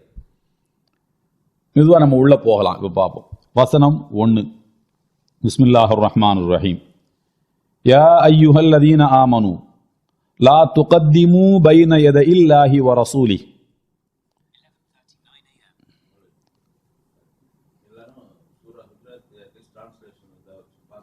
இருந்தா ரொம்ப நல்லது. போன்ல இருந்துச்சுன்னா டிரான்ஸ்லேஷனை எடுத்து கையில் வச்சுக்கோங்க. நான் சொன்ன இந்த இன்ட்ரோவை கம்ப்ளீட்டா உங்க மைண்ட் ஃப்ரேம்ல இப்படி ஓட்டிக்கிடுங்க. இவ்வளவு கம்ப்ளீட் இந்த இன்ட்ரோ இருந்தா நான் முதல்ல உங்களுக்கு சொன்ன மாதிரி எனக்கு கிடைக்காத சில விளக்கங்கள் கூட உங்களுக்கு அல்லாஹ் இதயத்தில் போடலாம். ஏன்னா ஒவ்வொருத்தருக்கும் ஒவ்வொரு வகையான விளக்கங்கள் அல்லாஹ் போடுறது அவருடைய வாழ்க்கையோட சம்பந்தப்பட்ட விஷயமாக அது இருக்கும் என்பதனால தான். 49வது சூரா.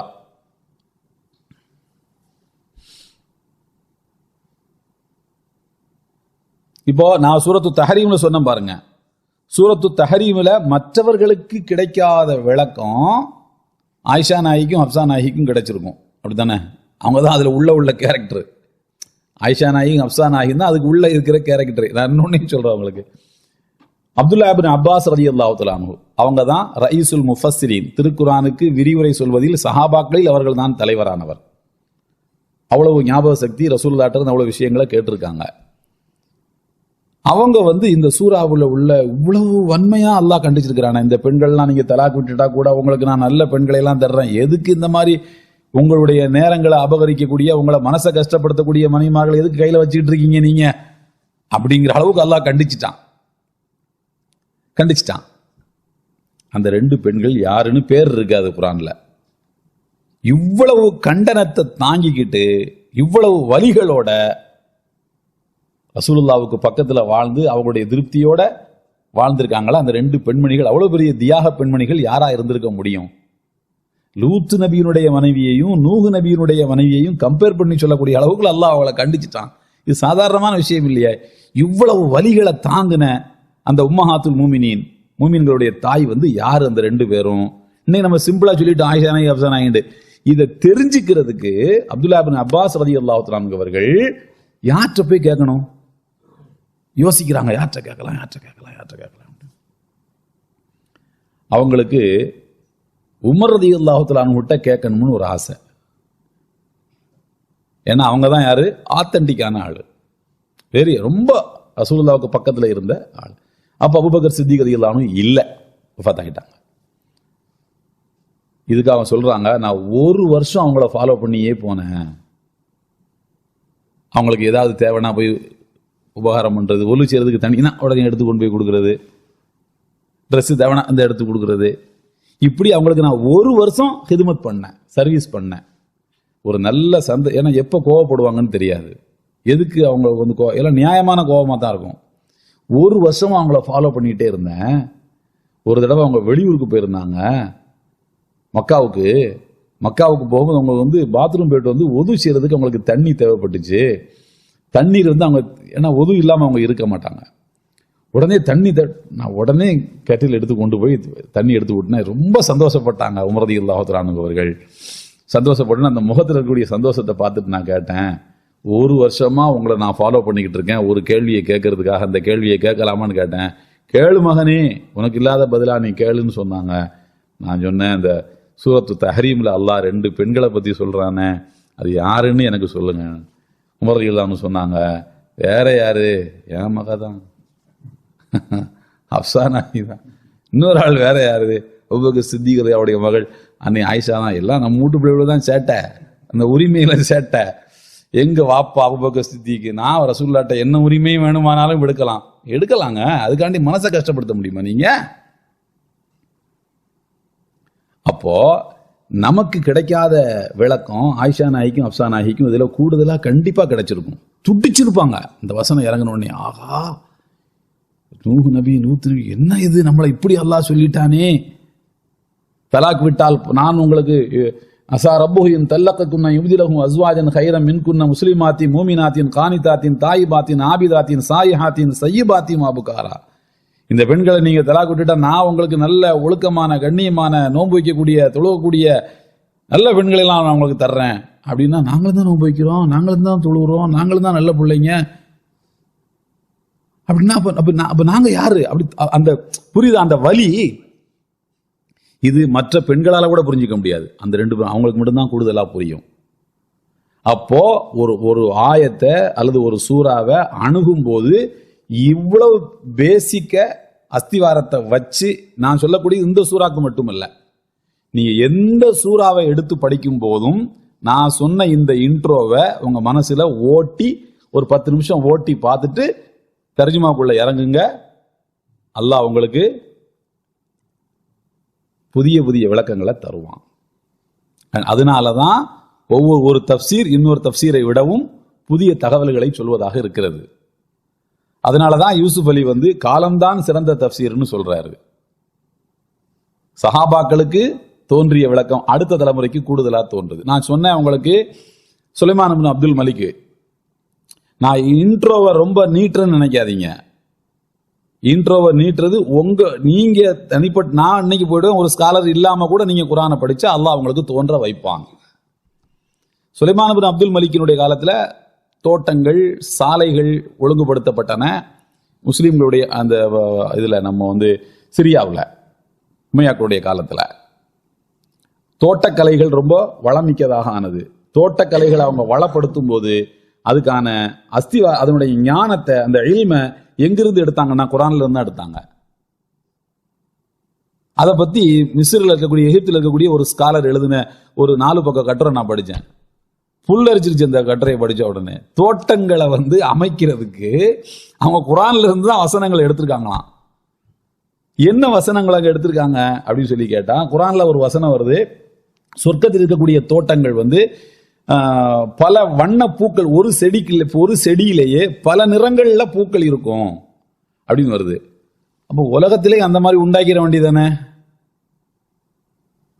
தோட்டங்களை ஏன் உண்டாக்கணும்னு ஒருத்தர் கேட்கிறாரு. அல்லாஹ் வந்து சொர்க்கத்துல ஏன் தோட்டங்களை தந்திருக்கிறான்? அதுக்கு அல்லாஹ் என்ன காரணம் சொல்லி இருக்கிறான்? மனக்கவலைகளை போக்குவதற்கு. சொர்க்கத்துல கவலையே கிடையாது. ஏன்? தோட்டம் திறவுகளோட தான் நீங்க இருப்பீங்க, கவலை இருக்காது. அப்ப எங்களுக்கும் பிரஷர் இருக்கு, நிர்வாகிகளுக்கு, ஆட்சியாளர்களுக்கு, ஹலீஃபாக்களுக்கு ஒர்க் பிரஷர் இருக்கு. அப்ப எங்களுடைய மனசு ராகத்தா இருக்கணும்னா நாங்க கொஞ்ச நேரம் தோட்டத்துல போய் இருக்கணும், அதுக்கு பல வண்ண பூக்களை நாங்க பார்க்கணும்.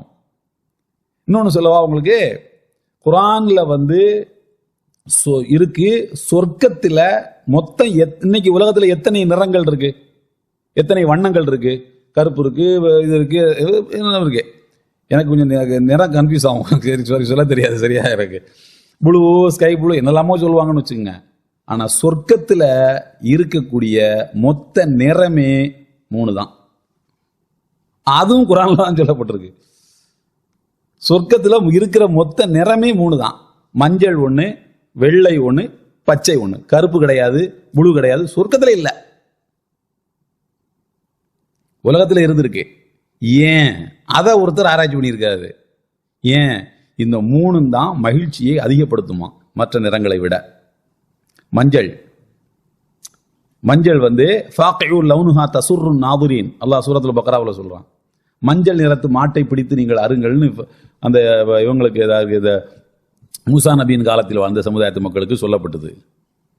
அது சொல்லும்போது அல்லாஹ் என்ன சொல்றான்னா, பார்ப்பவருக்கு அது மகிழ்ச்சியை தரும், அப்படிப்பட்ட மஞ்சள் நிறம் சொல்றான்.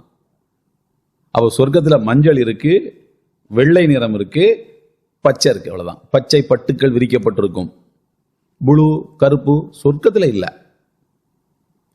சொர்க்கத்துல இந்த நிறங்கள் 3 நிறங்கள் அல்லாத நிறம் இருக்கும்னு அல்லாஹ் சொல்லல. அதை வச்சு சொர்க்கத்துல இல்லைன்னு முடிவுக்கு வர்றாங்க. அப்ப இந்த 3 நிறங்களை கொண்ட தோட்டங்களை நாம உருவாக்கணும். தோட்டங்கள் அமைப்புறதுக்கு எது உயர்ந்த சிறப்பான நிலம்னு பார்த்தா, நம்ம எல்லாரும் என்ன சொல்லுவோம், பள்ளத்துல செடியை வச்சா தான் தண்ணி நிறைய ஓடி வந்து நல்லா செழித்து வளரும்னு சொல்லுவோம். இல்ல, தோட்டத்துக்கு வைக்கிறதுக்கு சிறப்பான இடம் மேட்டு பகுதி தானா. ரபுவத்தின் வாசகத்தை அல்லாஹ் குர்ஆன்ல சொல்றான். சதகா தர்மம் கொடுக்கிறவர்களை பற்றி சொல்லும்போது ரபுவத்தின், அப்ப மேட்டு நிலத்தில் இருந்த தோட்டத்தை போலன்னு சொல்றான். அப்ப மேட்டு நிலத்துல தான் தோட்டம் வைக்கணும். இப்படி எல்லாம் ஆராய்ச்சி நடந்திருக்கு. நமக்கு தெரிஞ்சது அந்த உதாரணத்தை நாம தர்மம் கொடுக்கக்கூடியவர்களுக்கு அல்லாஹ் உதாரணம் சொல்றான். ஒரு தோட்டத்தில் ஒரு விதையை போட்டா 700 விதையா மாறும், நம்ம ஒரு ரூபா கொடுத்தா 700 ரூபாய்க்கு நன்மை கிடைக்கும் மட்டும்தான் நம்ம புரிகிறோம். ஆனா தோட்டக்கலை வல்லுநர், ஒரு கார்டனிஸ்ட் அதை புரியும் போது அதுல இருந்து பெரிய விளக்கங்களையே எடுத்துக் கொள்கிறார். வண்ணங்களை ஆய்வு செய்பவர் இந்த வண்ணங்களால் தான் மனிதனுக்கு மகிழ்ச்சி வருது அப்படின்னு அவர் புரிஞ்சுக்கிறார். என்ன, இப்படி திருக்குர்ஆன் ஆய்வு செய்யப்படாத வியூஸே கிடையாது. ஒவ்வொரு இதுலையும் ஒவ்வொரு விதமான ஆய்வுகள் நடக்கின்றன. அதனால இந்த அஸ்திவாரத்தை நாம, இந்த இன்ட்ரோவை நாம புரிஞ்சுக்கிட்டோம்னா நமக்கும் சில விளக்கங்கள் கிடைக்கலாம். அந்த விளக்கங்கள் உலகத்துக்கே புதிய விளக்கமா இருக்கலாம், அல்லது நம்முடைய வாழ்க்கைக்கு அந்த அந்த அந்த விளக்கம் நமக்கு மட்டும் தேவைப்படக்கூடிய விளக்கமாக இருக்கலாம். அது எனக்கு தேவைப்படாது, உங்களுக்கு மட்டும் தேவைப்படும். உங்களுக்கு தேவைப்படாது, அவங்களுக்கு மட்டும் தேவைப்படும். அந்த விளக்கத்தை அல்லாஹ் அவங்களுக்கு மட்டும் புரிய வைப்பான். இது குர்ஆனோட எந்த அளவுக்கு ஒரு மனிதன் தொடர்புல இருக்கிறானோ அந்த அளவுக்கு. ஃப்ரெண்ட் இருக்காருங்க, ஒரு நல்ல நண்பர் இருக்கிறார். நீங்க பழகுன முதல் நாளே உங்களுக்கு அவர் ரகசியத்தை பூரா சொல்லிடுவாரா? எத்தனை பிள்ளைங்க, எங்க கல்யாணம் எல்லாம் சொல்லிடுவாரா? 2வது நாள் தான் சொல்வாரு, 3வது நாள் தான் இன்னும் கொஞ்சம் பிரச்சனை. ஒரு வாரம் கழிச்சு அந்த பிள்ளைங்களுக்குள்ள பிரச்சனைகளை உங்கள்கிட்ட சொல்வாரு. 1 வருஷம் கழிச்சு இன்னும் கொஞ்சம் உங்கள்கிட்ட அவர் இன்வால்வ் ஆவாரு, அதுக்கு சொல்யூஷன் தேடுவாரு. எடுத்தெடுப்பிலே வீட்டுக்கு கூட்டு போக மாட்டாரு. அப்படித்தானே, ஸ்டெப் பை ஸ்டெப்பா. இந்த மாதிரி தான் குர்ஆன் மனிதர்கள்ட்ட நடந்து கொள்ளுது. நீ எடுத்து படிச்ச முதல் நாளே அல்லாமா தர்தாசானி, அல்லாமா ஃபஹ்ருத்தீன் ராசி ஆயிட முடியுமா? மிகப்பெரிய முஃபஸீர் ஆயிட முடியுமா? ஆக முடியாது. அதுக்கு உங்களை நீங்க கொடுக்கணும், நல்லா பழகணும், குர்ஆனோட பேசணும். குர்ஆனோட பேச பேச பழக பழக பழக இவனல்லவா நமக்கு வேண்டியவன், இவனுக்கல்லவா இதை சொல்ல வேண்டும்னு அது நம்மள்கிட்ட சொல்ல ஆரம்பிக்கும். அதனாலதான் ஒவ்வொரு திருக்குர்ஆனுடைய விரிவுரையாளரின் விரிவுரையும் இன்னொன்றை விட வேறுபட்டும் வித்தியாசமானதாகவும் இருக்கிறது. அல்ஹம்துலில்லாஹ். இப்போ நாம ஒவ்வொரு மனிதனிடத்தில் இன்டர்வல்ல சரி பிரேக் வேணா வச்சுக்குவோம், சப்ஜெக்ட் உள்ள போயிடலாம் நம்ம. அல்ஹம்துலில்லாஹ். இப்போ இதுவரைக்கும் நாம பொதுவாக திருக்குர்ஆனுடைய வசனங்களை எப்படி அணுகுவது, ஒரு சூறாவினுடைய விளக்கங்களை நாம தெரிந்து கொள்ள முற்படுகின்ற போது என்ன மாதிரியான பின்னணி எல்லாம் நமக்கு தெரிஞ்சிருக்கணும் அப்படிங்கிறத நாம பார்த்தோம்.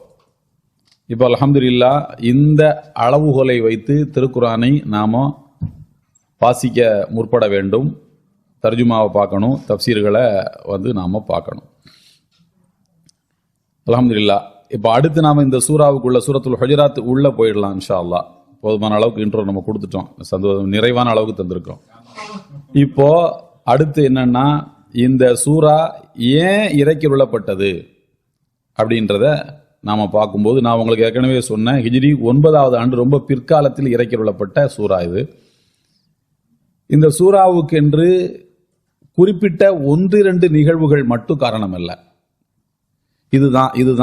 இதனாலதான் இறக்கியுள்ளப்படுச்சு அப்படின்ற மாதிரியான காரணம் இல்லை. ஏராளமான காரணங்களை திருக்குர்ஆனுடைய விரிவுரையாளர்கள் குறிப்பிடுகிறார்கள். முதலாவது ஒவ்வொன்றா நம்ம பார்ப்போம். முஸ்லிம்களில் சிலர், சஹாபாக்களில் சிலர் ரசூலுல்லாஹி ஸல்லல்லாஹு அலைஹி வஸல்லம் உடைய காலத்துல பேசிக்கொண்டார்களாம், லவ் நஸலத் ஃபீனா ஆயத்துன் லகான அஃதல். நமக்கு இந்த சப்ஜெக்ட்ல, இந்த விஷயத்துல ஒரு சூரா இறங்குனா நல்லா இருக்கும், இந்த விஷயத்துல ஒரு சூரா இறங்குனா நல்லா இருக்கும், இது விஷயத்துல இப்படி எல்லாம் அவங்க இப்ப நமக்கே கூட அது தோணி இருக்கும், இது விஷயத்துல ஒரு சூரா இறங்கணும் நல்லா இருக்குமே, நமக்கே கூட தோணி இருக்கலாம். ஆதம் அலைஹிஸ்ஸலாம் அவர்கள் தடுக்கப்பட்ட மரத்தினுடைய கனியை சாப்பிட்டார்கள், அது என்ன மரம்னு சொல்லியிருந்தா நல்லா இருந்திருக்கும். நமக்கு ஆசை இருக்கு, என்ன மரம்னு சொல்லி. இப்ராஹிம் அலைஹிஸ்ஸலாம் அவர்கள் 4 பறவையை அறுத்து ஒவ்வொரு இடத்துல வச்சாங்க, அது என்ன பறவைன்னு சொல்லியிருந்தா நல்லா இருக்குமாண்டு. இதெல்லாம் அல்லாஹ்வுக்கு தெரியும் சார், தெரிஞ்சுதான் அதை அவன் சொல்லாம வச்சிருக்கான். இந்த மாதிரி சில நபி தோழர்கள் இது சம்பந்தமா ஒரு சூரா இறங்கினா நல்லா இருக்கும் என்று பேசிக் கொண்டார்கள். ஒன்று. அடுத்த காரணம் என்னவென்று சொன்னால், ரசூலுல்லாஹி ஸல்லல்லாஹு அலைஹி வஸல்லம் காலத்தில் பனு தமீம் என்கின்ற ஒரு குடும்பத்தை சார்ந்தவர்கள், ஒரு கிளையை சார்ந்தவர்கள் மதீனாவுக்கு வந்தார்கள். ரசூலுல்லாஹி ஸல்லல்லாஹு அலைஹி வஸல்லம் அவர்களுடைய பள்ளிவாசலுக்கு அவர்கள் வந்து ரசூலுல்லாஹுவை, அவங்க ரசூலுல்லாஹ் வீட்டில் இருக்கும்போது வெளியில இருந்து கூப்பிடுறாங்க, யா முஹம்மத் உஹ்ருஜ் இலைனா, வெளியில வாங்க முஹம்மது அவர்களே, வெளியில வாங்க முஹம்மது அவர்களே. இது ஒழுங்கினமான செயல். வெளியில வாங்க முகமது அவர்களே அப்படின்னு கத்துறாங்க. அந்த சந்தர்ப்பத்தை முன்வைத்தும் இந்த சூரா இறக்கியுள்ளப்பட்டிருக்கின்றது. இன்னொரு விளக்கம், இன்னொரு காரணம் சொல்லப்படுகிறது என்னவென்றால், ரசூலுல்லாஹி ஸல்லல்லாஹு அலைஹி வஸல்லம் உடைய காலத்தில் ஹிஜ்ரி 9வது ஆண்டு என்பது தூதுக்குழுக்களின் ஆண்டு, ஆமுல் உஃபூத் என்று அதற்கு பெயர். தூதுக்குழுக்களின் ஆண்டு. என்ன தூதுக்குழுக்களின் ஆண்டு? உங்களுக்கு தெரியும், 9வது வருஷங்கிறது ரசூலுல்லாஹ்வுடைய இதுல ரொம்ப கடைசி காலகட்டம். இந்த சூரா இறக்கியுள்ளப்பட்ட வரிசையில் 118வது சூரா. இந்த சூறாவுக்கு பிறகு இறங்கின மொத்த சூறாவே 6 தான். அப்ப எவ்வளவு தாமதமாக இறக்கியுள்ளப்பட்ட சூறான்னு பார்த்துக்கிடுங்க. தாமதமாக இறக்கியுள்ளப்பட்ட சூறான்னா ரசூலுல்லாஹ்வுடைய காலத்திலும் கடைசியானது. இஸ்லாம் எக்கச்சக்கமா பரவிடுச்சு. ஒன்று, இஸ்லாத்தை விரும்புவார்கள், பின்பற்றாமல் இருப்பார்கள், அல்லது விரும்பி ஏற்றுக்கொண்டு பின்பற்றக்கூடியவர்கள், வெறுக்கக்கூடியவர்கள் யாரும் இல்லை என்கிற நிலை வந்துவிட்டது. அப்போ கூட்டம் கூட்டமாக மக்கள் என்ன பண்றாங்கன்னா, குழுக்களாக, ஒரு குடும்பம், அந்த ஒரு குடும்பம், அந்த ஒரு குடும்பம், இப்படி மொத்தமா ரசூலுல்லாஹ்ட்ட இஸ்லாத்தை ஏத்துக்கிறாங்க. முன்னாடி எல்லாம் ஒருத்தர் 2 பேரு, கணவன் முஸ்லீம் மனைவி முஸ்லீம் இல்லை, இப்படித்தானே இருந்துச்சு. அந்த காட்சிகளுக்கு நேரா தலைகீழ் மாற்றமாக மொத்தமா இஸ்லாத்தை ஏற்றுக்கொள்ள ஆரம்பித்தார்கள் ஹிஜ்ரி 9வது ஆண்டு. அந்த சந்தர்ப்பத்தில் பல குழுக்களும் இஸ்லாத்தை ஏற்றுக்கொள்ள வந்திருந்த போது ஒரு கூட்டம் மதீனாவுக்கு வந்திருந்தது. ரசூலுல்லாஹி ஸல்லல்லாஹு அலைஹி வஸல்லம் பார்த்து பேசுறதுக்காக வந்திருந்து இஸ்லாத்தினுடைய அடிப்படை கடமைகளை தெரிஞ்சு கொள்ள வேண்டும் என்பதற்காக வேண்டி. அப்போ ரசூலுல்லாஹி ஸல்லல்லாஹு அலைஹி வஸல்லம் சொன்னாங்க, எல்லாரும் பேசாதீங்கப்பா. 50 பேர் 50 பேரும் பேசுனா என்ன அர்த்தம்?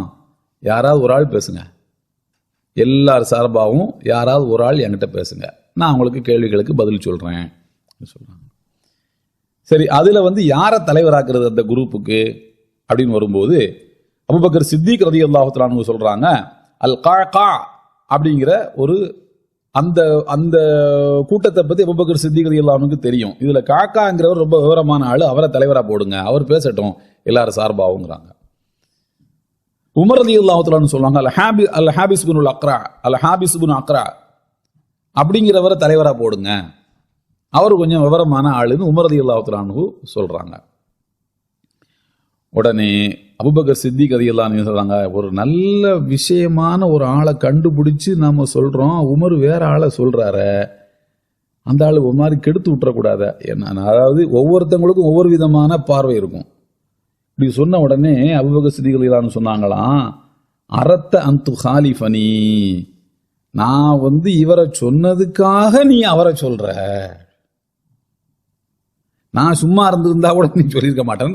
அது அந்த மாதிரி அரத்த அந்து ஹாலிஃபனி, எனக்கு மாறாக ஒரு கருத்தை சொல்றதுக்காண்டியே நீங்க சொல்றீங்க அப்படின்னு சொன்ன உடனே உமர் ரலியல்லாஹு அன்ஹு ரொம்ப பெரிய மனிதர் இல்லையா, வயசுல மூத்தவங்க அவங்க அபூபக்கர் சித்திக் ரலியல்லாஹு அன்ஹு, அவங்க சொல்றாங்க, பி அன்னஹு லம் யருத்த முகாலஃபத்தஹு அபதா, நான் உங்களுக்கு மாறு செய்யணும்னு ஒரு காலமும் நினைச்சதில்லை, இல்ல உங்களோட நடவடிக்கை அப்படித்தான் தெரியுது அப்படி சொன்னோடனே கொஞ்சம் கருத்து முரண்பாடுகள் வருது, கொஞ்சம் வாய்ஸ் ரைஸ் ஆகுது. அதெல்லாம் இல்லைங்க, அதெல்லாம் இல்லைங்கன்னு முதல்ல சொல்லுவாங்க, இல்லைங்க அப்படித்தான், அதெல்லாம் இல்லைன்னு சொல்றேன்ல அப்படின்னு அந்த வாய்ஸ் ரைஸ் ஆகுது.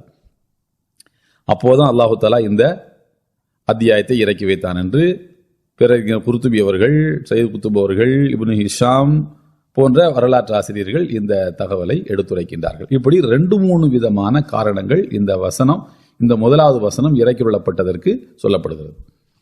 இந்த 9வது ஆண்டு நல்லெண்ண தூதுக்குழுக்களின் ஆண்டு. இப்போ மஸ்ஜிது நபவிக்கு நீங்க போயிருப்பீங்க, உம்ராவுக்கு ஹஜ்ஜுக்கு போயிருப்பீங்க, நீங்க பார்த்துருக்க கூடும். 3 தூண்கள் இருக்கும். நீங்க நம்ம அந்த ரவுதாவை திறந்து விடுறாங்கல்ல இந்த டைமுக்கு தொழுகைக்கு போறதுக்காக, அதுல 3 தூண்கள் இருக்கும். உஸ்துவானத்துல் சரீர், உஸ்துவானத்துல் ஹிர்ஸ், உஸ்துவானத்துல் உஃபூதுன்னு 3 தூண்கள் இருக்கும்.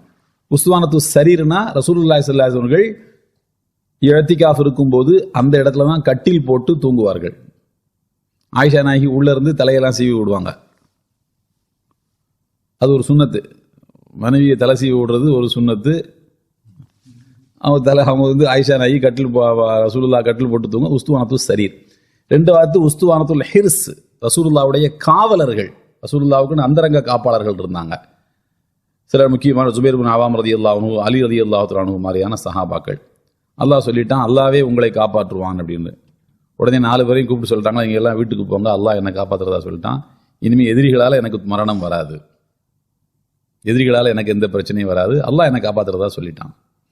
அப்போ அது வரைக்கும் அங்கதான் ரசூலுல்லாஹ்வுடைய வீட்டுக்கு காவலர்களாக சஹாபாக்கள் இருப்பாங்க. உஸ்துவானத்துல் ஹிர்ஸ். 3வது உஸ்துவானத்துல் உஃபூது. உஃபூதுன்னா என்ன அர்த்தம்? வெளிநாடுகளில் இருந்து வரக்கூடிய தூதுக்குழுக்களை அங்கதான் ரசூலுல்லாஹ் உட்கார வச்சு பேசுவாங்க. எந்த தூதுக்குழு வந்தாலும் அந்த மாதிரி ஒரு தூதுக்குழு பள்ளிவாசல்ல உட்கார்ந்துருக்கு, ரசூலுல்லாஹ் வீட்டில் இருக்காங்க, வெளியில வாங்க முகமதே அப்படி அந்த கும்பல் தான் இது. 3 சம்பவமாக இருந்தாலும் 3 ஒன்னோட சேர்ந்ததுதான். வெளியில வாங்கன்னு சொன்னோன்னா இப்படியெல்லாம் கத்தக்கூடாதுங்க ரசூலுல்லாஹ்ட்ட அப்படின்ட்டு.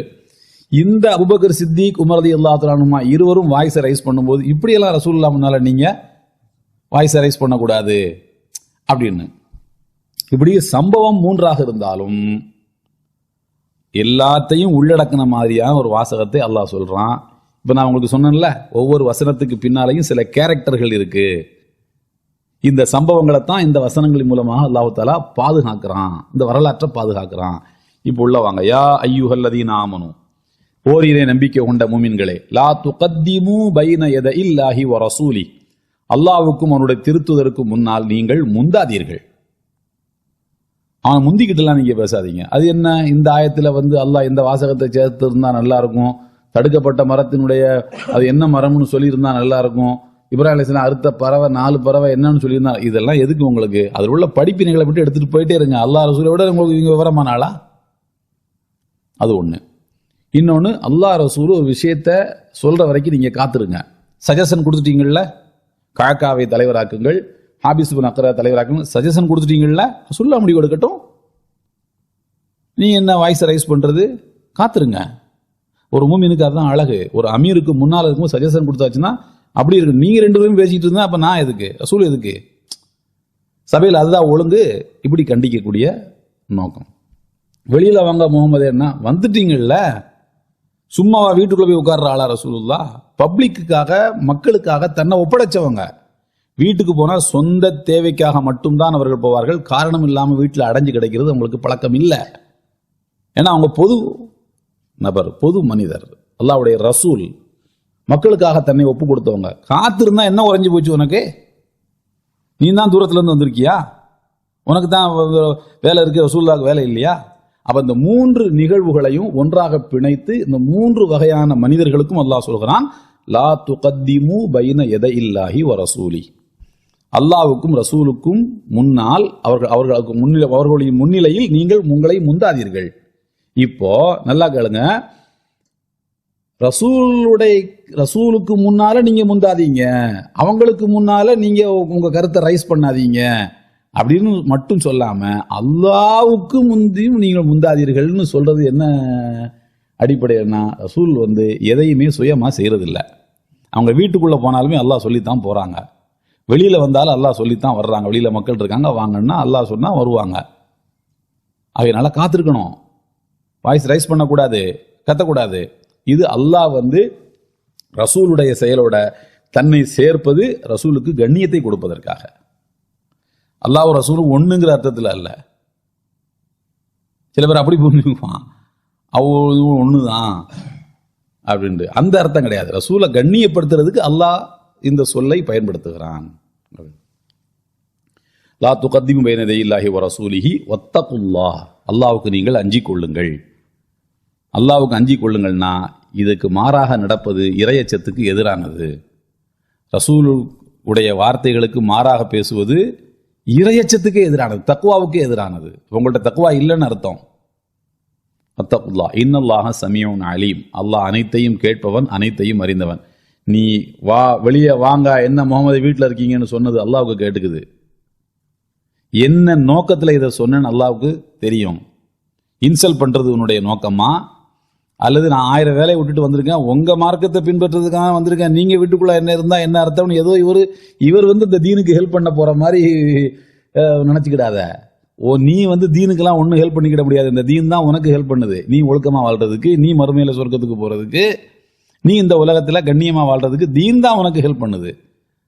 அதனால நீ ஏதோ கும்பலா கூட்டமா சேர்ந்த உடனே நபர்களுடைய எண்ணிக்கை கூடின உடனே இந்த மார்க்கம் வலிமையாயிடுச்சுன்னு நீ ஒரு கணக்கை போடாத.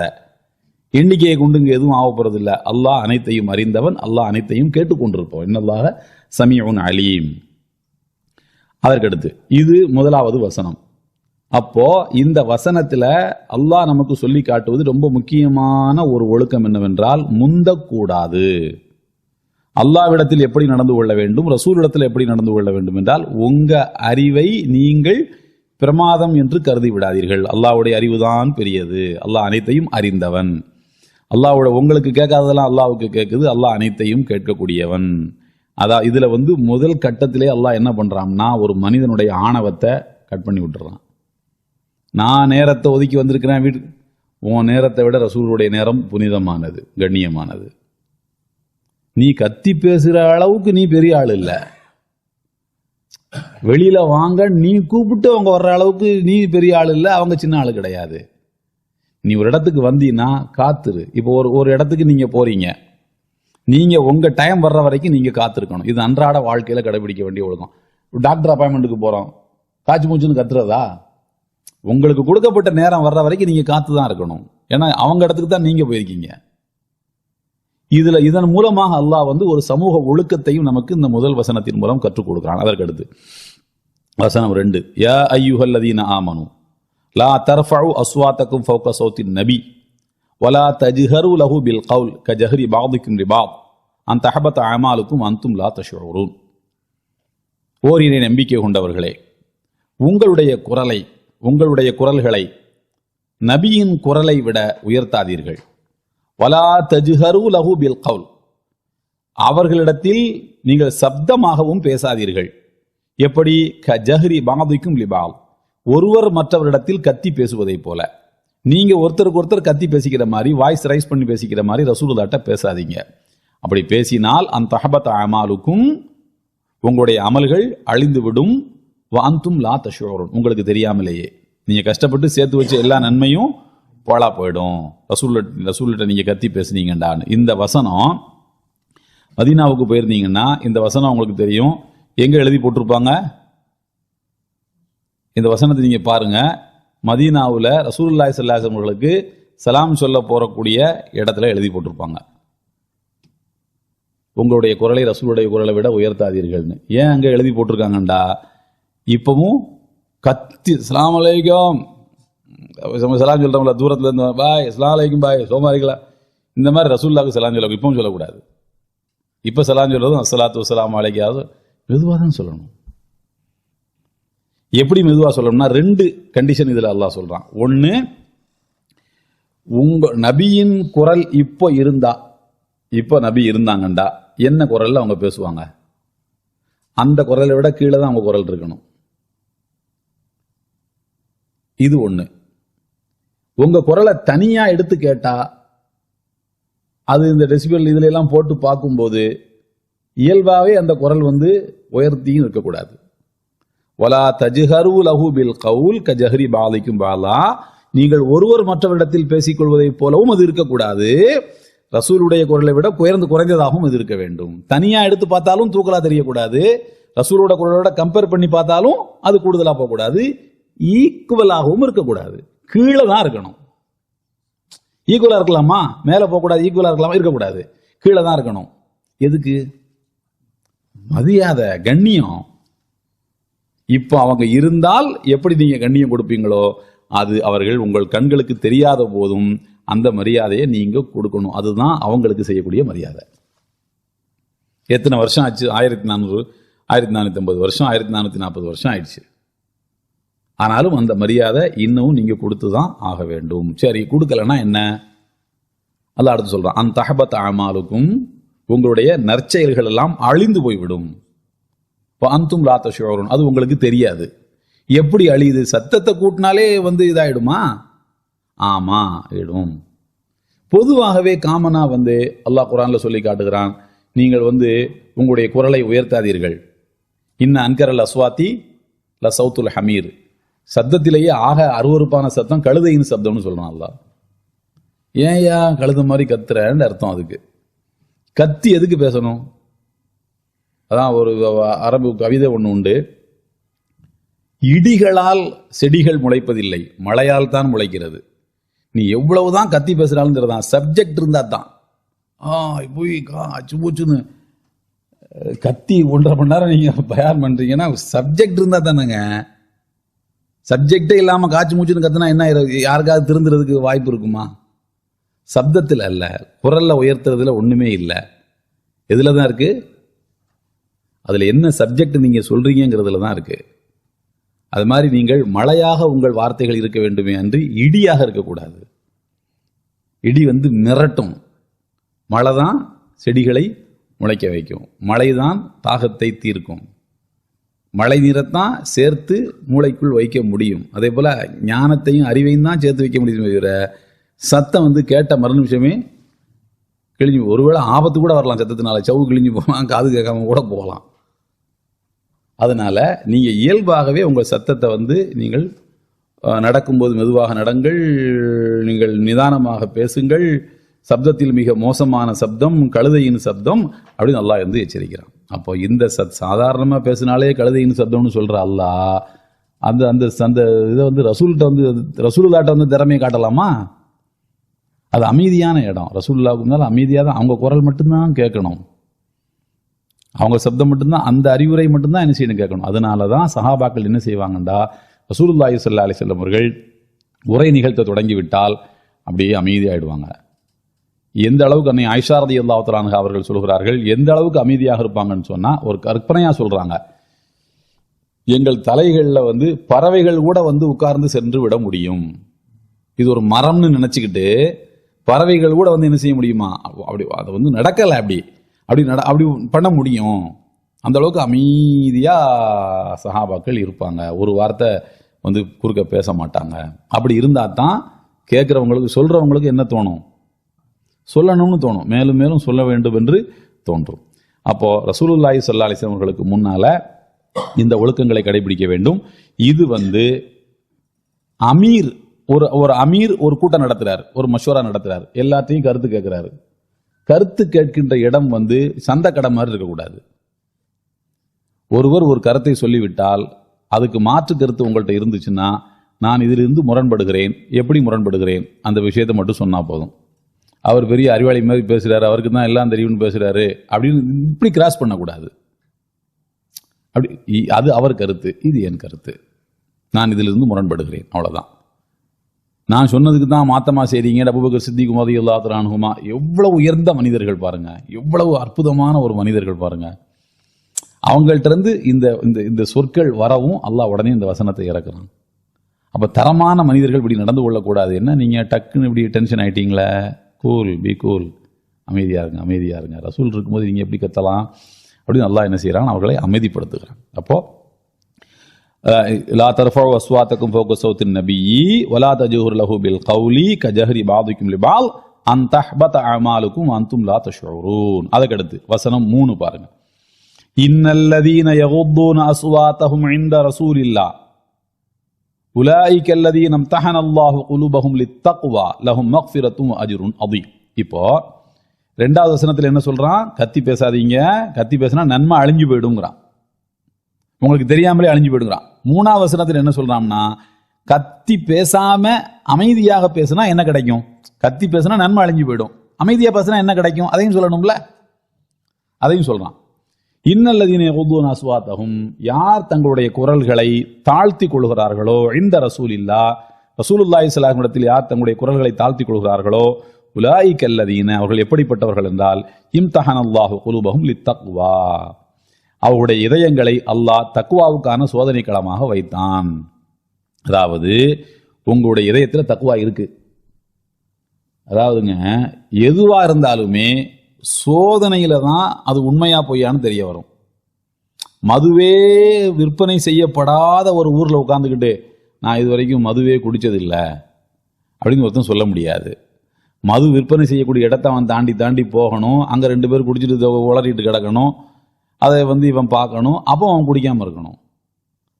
அப்போ ஒரு செயல் உண்மையானது தானா என்பது எப்பதான் தெரியும், அதற்கான சோதனைகள் வரும்போது தான் அது உண்மையானது தானா என்று அவனுக்கு தெரிய வரும்.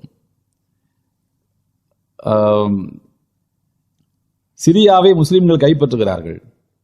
அபூ உபைதா ரலியல்லாஹு தஆலா அன்ஹு சிரியாவினுடைய அப்போதைய அந்த மாகாணத்தினுடைய ரோம் நாட்டினுடைய பிரதிநிதியா இருக்கக்கூடியவனை பிடிச்சி அரெஸ்ட் பண்ணி கட்டி வச்சிருக்காங்க. அபூ உபைதா ரலியல்லாஹு நடந்து வந்துட்டு போய்கிட்டு இருக்கான், அப்படி பாக்குறாங்க அவனை. அவன் சொன்னானா, அபூ உபைதா நீங்க தானே தளபதி? ஆமா.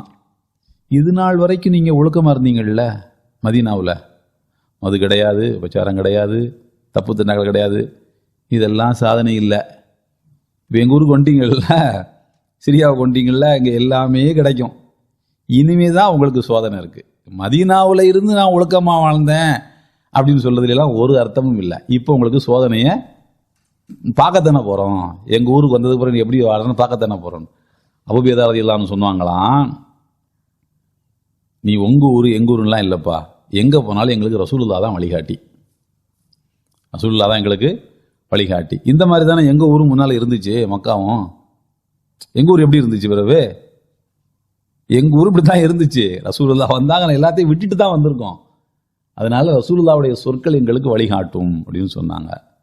அந்த மாதிரி சோதனைகளை அல்லாஹு தஆலா ஒரு மனிதனுக்கு தருவது எதற்காக அப்படின்னு கேட்டா, அந்த மனிதனை சோதித்து பார்த்து இவன் நல்லவனா கெட்டவனா என்று பார்ப்பாங்க. சில பேருக்கு அல்லாஹ் பணத்தை அள்ளி கொடுப்பான். பணம் வந்ததுக்கு அப்புறமாக இவன் எப்படி வாழ்றான், இஸ்லாத்துக்கு வட்டத்துக்குள்ள நிற்கிறான் நான். சில பேருக்கு பணத்தை எடுத்து சோதிப்பான். பணத்தை எடுத்ததுக்கு அப்புறமா அந்த வட்டத்தை விட்டு வெளியில போறானா, இப்படித்தாங்க அல்லாஹ் என்னை சோதிச்சு விட்டான், நான் அவனை வணங்கி என்ன பண்ணேன், வணங்காம இருந்து என்ன பண்ணேன்னு வெளியில ஓடுறான். அப்போ இது சில பேருக்கு சோதனை, அது சில பேருக்கு சோதனை. சில பேருக்கு பிரிவு சோதனை, சில பேருக்கு பிரிவு சோதனை, சில பேருக்கு கொடுப்பது சோதனை, சில பேருக்கு எடுப்பது சோதனை. இங்கே அல்லாஹ் தஆலா என்ன சொல்கிறான் என்றால், யார் ரசூலுல்லாஹ், அல்லாஹ் கேளுங்க, யார் ரசூலுல்லாஹ்விடத்தில் தங்களுடைய குரலை தாழ்த்துகிறார்களோ அவர்களுக்கு அல்லாஹ் வைத்த சோதனையில் அவர்கள் வெற்றி பெறுகிறார்கள். கத்தி பேசக்கூடிய வாய்ப்பு இருந்தும் கத்தி பேசாம, ஆகா இது ரசூலுல்லாஹ்வுடைய இடமல்லவா என்று யார் குரலை தாழ்த்தி கொண்டார்களோ அவர்களை அல்லாஹ் இதயத்தில் தக்வா இருக்கிறதா என்று சோதித்து பார்க்கிறான். அந்த வசனம் இறங்கியதற்கு பிறகு உமர் ரலியல்லாஹு அன்ஹு கத்தி பேசினதே இல்லையா. எந்த அளவுக்குன்னா பேசுறதே புரியாதான். ரசூலுல்லாஹ் இருந்தாங்கன்னா அந்த சபையில் அவங்க என்ன பேசுறாங்கன்னு புரியாதான், தான் பேசுவாங்களாம். நம்ம பள்ளியாசல்ல இப்படிதான் பேசுவாங்க. தெரியாது, விளங்காது. அந்த அளவுக்கு அவங்க குரலை தாழ்த்தி பேசிக்கொள்வார்கள். சில நபித்தோழர்கள் இந்த வசனம் இறங்கியதற்கு பிறகு பள்ளிவாசலுக்கு வரவே இல்லை. ரசூலுல்லாஹ் என்னங்க ஆள்களை காணோம், பள்ளிவாசலுக்கு காணோம், இவரை 2-3 நாள் ஆளை காணாம கூப்பிட்டு வா என்னன்னு விசாரிச்சு பார்க்கும்போது, அல்லாஹ் எனக்கு பயமா இருக்கு, நீங்க இருக்கிற பள்ளிவாசல் உட்காந்து நான் ஏதாவது பேசி நான் இது வரைக்கும் கஷ்டப்பட்டு சேர்த்த நன்மையெல்லாம் ஓடி போயிருமோன்னு எனக்கு பயமா இருக்குண்டு ரசூலுல்லாஹ் அவங்களுக்கு ஆறுதல் சொல்றாங்க. நீங்கள்லாம் அப்படிப்பட்டவர்கள், உங்களுடைய நோக்கம் என்னை மிகச்சி பேசணுங்கிறது இல்லை, உங்களுடைய நோக்கம் என்னை தாண்டி பேசணுங்கிறது நோக்கம் அல்ல, இயல்பிலே உங்க குரல் அப்படி இருக்கு, குறைச்சிக்கிடுங்க அவ்வளவுதான், வந்து போங்க அப்படின்னு சில சஹாபாக்கள்கிட்ட ரசூலுல்லாஹி ஸல்லல்லாஹு அலைஹி வஸல்லம் அவர்கள் சொல்கின்றார்கள். அப்போ இம்தஹனல்லாஹு குலூபஹும் லித்தக்வா, தக்வா அவர்களுடைய இதயத்தில் இருக்கிறதா என்று அல்லாஹ் தஆலா அவர்களை சோதித்திருந்தான். அவங்க குரலை தாழ்த்தினதுனால அவங்களுக்கு என்ன கிடைக்குது? உயர்த்தினதுனால நன்மை அழியுது இல்ல, உயர்த்தினதுனால நன்மை அழியுது இல்லை. 2ஆம் வசனத்துல சொல்லிட்டான்ல. 3ஆம் வசனத்துல தாழ்த்தினதுனால என்ன கிடைக்குதுன்னா பாவ மன்னிப்பே கிடைக்குதான். அவர்கள் செஞ்ச பிழைகள் மன்னிப்பு கேட்காவிட்டாலும் குரலை தாழ்த்தி பேசியதன் மூலமாகவே அது அவருடைய பிழைகள் மன்னிக்கப்பட்டு விடுகின்றன. அஜ்ருன் அதீம், மகத்தான கூலியும் கிடைக்கிறது. தாழ்த்தி பேசினதுனால அல்லாஹ் தஆலா என்ன செய்யறான்? கொத்து கொத்தா கூலிகள் அவர்களுக்கு அள்ளி கொடுக்கின்றான். அதற்கடுத்து வசனம் 4, இங்கதான் முக்கியமான விஷயம் வருது. என்னன்னா, அந்த பனு தமீம் என்கின்ற கிளையார்கள் ரசூலுல்லாஹி ஸல்லல்லாஹு அலைஹி வஸல்லம் சந்திக்க வந்திருக்கின்ற போது குரலை உயர்த்தி பேசி வீட்டை விட்டு வெளியே வாங்க, என்ன முகமதை வீட்டுக்குள்ள உட்காந்துருக்கீங்க வாங்கன்னு கூப்பிட்டாங்கல்ல, அவங்கள பத்தி அல்லாஹ் சொல்றான். இன்னல்லதீன யுனாதூனக மின் வராஇல் ஹுஜராத் அக்ஸருஹும் லா யஅகிலூன், நிச்சயமாக யார் உங்களை அந்த அறைகளுக்கு அப்பால் இருந்து கொண்டு கத்தி கூப்பிட்டார்களோ அவர்களில் அதிகமானவர்கள் அறிவற்றவர்களாக இருக்கிறார்கள். முட்டாப்பேலா இருக்கிறதுனால கத்தி பேசிட்டான் நபியை நீங்க ஒன்றும் பெருசுபடுத்திடாங்க, ஏதாவது அவங்கள மேல வருத்தப்பட்டுக்கிடாதீங்க. இன்னல்லதீன யுனாதூனக மின் வராஇல் ஹுஜராத். இப்போ இந்த ரசூலுல்லாஹ்வுடைய மனைவிமார்களின் இல்லங்கள் இருக்குல்ல, வீடுகள் இருக்குல்ல, அதுதான் அல்லாஹ் ஹுஜராத்னு சொல்றான்னு சொல்லியிருக்கோம்ல. அதெல்லாம் எங்க இருந்துச்சு மதீனாவுல அப்படின்னு கேட்டா ஒண்ணும் இல்ல. ரசூலுல்லாஹி ஸல்லல்லாஹு அலைஹி வஸல்லம் சலாம் சொல்ல போறோம்ல, சலாம் சொல்றதுக்கு நம்ம எப்படி போறோம்? பாபு சலாம்னு ஒரு வாசல் இருக்கும், அந்த வாசல் வழியா தான் நம்ம உள்ள போவோம். லென்த்தியா போயிட்டே இருக்கும். அதுல உள்ள நுழைஞ்ச உடனே ஒரு 20 ஸ்டெப் எடுத்து வச்ச உடனே நீங்க லெப்ட்ல பாத்தீங்கன்னா வரிசையா தூண்கள் இருக்கும். ஒரு வரிசையில் இருக்கக்கூடிய ஒரு ரோல இருக்கக்கூடிய தூண்கள் மட்டும் வித்தியாசமா இருக்கும். எப்படி இருக்கும்னா, அதனுடைய தூண்களுடைய உச்சத்துல கோல்டு கலர்ல மாலை மாலையா போட்டு பச்சை கலர்ல இது அடிச்சு வச்சிருப்பான். நான் எடுத்து கூட காட்டுறேன் உங்களுக்கு. அதுல என்ன எழுதியிருப்பான்னா, ஹாதா ஹத்து மஸ்ஜிதின் நபி, இது ரசூலுல்லாஹி ஸல்லல்லாஹு அலைஹி வஸல்லம் காலத்தில் பள்ளிவாசலின் எல்லை இதுதான், இதெல்லாம் எக்ஸ்டென்ஷனு பின்னாடி வந்தது, இதுதான் ரசூலுல்லாஹ்வுடைய காலத்துல பள்ளிவாசல்னு தூண்கள் இருக்கும். அந்த தூண்கள் இப்படி இருக்குன்னு சொன்னா, இதுக்கு இந்த பக்கம் நீங்க நடந்து போகும்போது, சலாம் சொல்றதுக்காக போகும்போது எங்க நீங்க நடந்து போறீங்களோ அந்த நடந்து போகக்கூடிய இடங்கள் தான் ரசூலுல்லாஹி ஸல்லல்லாஹு அலைஹி வஸல்லம் மனைவிமார்களின் வீடுகள் இருந்த இடமே அதுதான். அதாவது மெஹராபுக்கு பின்னால தொழும் இடத்துக்கு அப்படியே ரசூலுல்லாஹ்வுடைய மெஹராப் இருந்துச்சு, அப்படியே பின்னாடி தான் அவங்களுடைய வீடுகள் இருந்துச்சு. பாத்திமா நாய் வீடு வழியா வெளியில வந்தா எல்லா மனைவிமார்கள் அங்க ஒரு தெருவுல இங்க ஒரு தெருவுல இப்படி கிடையாது, எல்லாம் வரிசையா தான் வீடு அவங்களுக்கு. அதனாலதான் அசர் டு மக்ரிபு அந்த நேரத்துல, அந்த 1 மணி நேரம் 1-2 மணி நேரம் அந்த டைமுக்குள்ள எல்லா மனைவிமார்களின் வீட்டுக்கும் ரசூலுல்லாஹ் போயிட்டு வந்துருவாங்க. அங்க ஒரு 10 நிமிஷம் அங்க. அதனாலதான் என்ன ஆகுதுன்னு, அங்க சமைக்கிறது இங்க வாசம் அடிக்கும். ஓஹோ, அப்சா நாய் இன்னைக்கு தேன் மிட்டாய் கொடுத்துருக்காங்களா, அப்ப நம்ம என்ன செய்வோம், இன்னைக்கு தம் ரூட்டு தம்கார் ரூட்டு வித நம்ம ஒரு சுவை கொடுப்போம். அங்க சமையல் பண்ண அங்க வாசம் அடிக்கும். இப்போ ரசூலுல்லாவை உணவால தானே ஒரு மனிதனை கவர்றது. உணவு ஒண்ணு, உணவு முந்துமா உபசரிப்பு முந்துமான் இருக்கு. சில நேரங்களில் உணவு குறைவா இருந்தாலும் உபசரிப்பினால் மனம் கவரப்படுவதும் உண்டு. சில நேரங்களில் உபசரிப்பு குறைவா இருந்தாலும் உணவால கவரப்படுவதும் உண்டு. ரெண்டுமே குறைவா இருந்தா தப்பு. அது குறைவான உணவா இருந்தாலும் உபசரிப்பு நல்லா இருந்தா மாஷா அல்லாஹ் அல்ஹம்துலில்லாஹ். இப்போ அந்த அறைகள் அப்போ பனு தமீம் கிளையார்கள் ரசூலுல்லாஹ்வுடைய ஆயிஷா நாயகி வீட்டில் அவங்க இருக்கும்போது தான் கத்துறாங்க. ஆயிஷா நாயகி வீட்டில் இருக்கும்போது தான் அவங்க கத்துறாங்க, முகமதே வெளியில வாங்கன்னு சொல்லிட்டு. ஆனா அல்லாஹ் என்ன சொல்றான்னா, ரசூலுல்லாவுடைய மனைவிமார்களின் அறைகளுக்குன்னு புளூரலா வார்த்தையை சொல்றான், பன்மையா சொல்றான். கத்துனது ஒரு அறைக்கு முன்னால் 2 தான். ஏன் அப்படி சொல்றான்? அனாவசியமா எல்லா வீடும் அங்கதான் இருந்துச்சு, அதனால எல்லா வீட்டுக்கும் கேட்கிற மாதிரி கத்திருக்கான்னு அர்த்தம். புரியுதா உங்களுக்கு? ஒரு வீட்டுக்கு மட்டும் கேட்கிற மாதிரி கத்திருந்தா அறைக்கு முன்னால் நின்று கத்துனதுன்னு சொல்லியிருப்பான் அல்லாஹ். நீ இந்த கத்துனதான் ஊருக்கே கேட்குத, 10 வீட்டுக்கு கேட்குத. அதனால அல்லாஹ் என்ன சொல்லிட்டான்னா, அறைகளுக்கு முன்னால் நின்று கத்தி கூப்பிட்டார்களே அப்படிங்கிறான். ஏன் 10 வீட்டுக்கு கேட்குற மாதிரி கத்துற? ஒரு வீட்டில் இருந்து நான் கேட்கணும் உனக்கு, ஏன் உழவு கத்துற? இது அவமரியாதை என் செயலாச்சே. நீ வந்திருக்கிறது ஊருக்கே தெரியணுமா? அப்போ இதெல்லாம் அல்லாஹ் உள்ள வச்சிருக்கிற விஷயம். அவ்வளோ தூரம்லாம் கத்தக்கூடாது. ஒரு ஆளை பார்க்குறோம், அவ்வளோ தூரம் மிஞ்சக்கூடாது. ஒரு ஆள்கிட்ட பேசுறது அவருக்கு மட்டும் கேட்டால் போதும், எல்லாருக்கும் கேட்கணுங்கிறது அவசியம் இல்லை. இப்போ இன்னல்லதீன யுனாதூனக மின் வராயில் ஹுஜராத்தி, அறைகளுக்கு அப்பால் இருந்து கொண்டு நபியே உம்மை அழைத்தார்களே, அவர்கள் அக்தருஹும் லா யாகிலூன், அவர்கள் அதிகமானவர்களுக்கு அறிவு கிடையாது, விவரம் இல்லாமல் கத்திட்டாங்க, ஊற்றுங்க.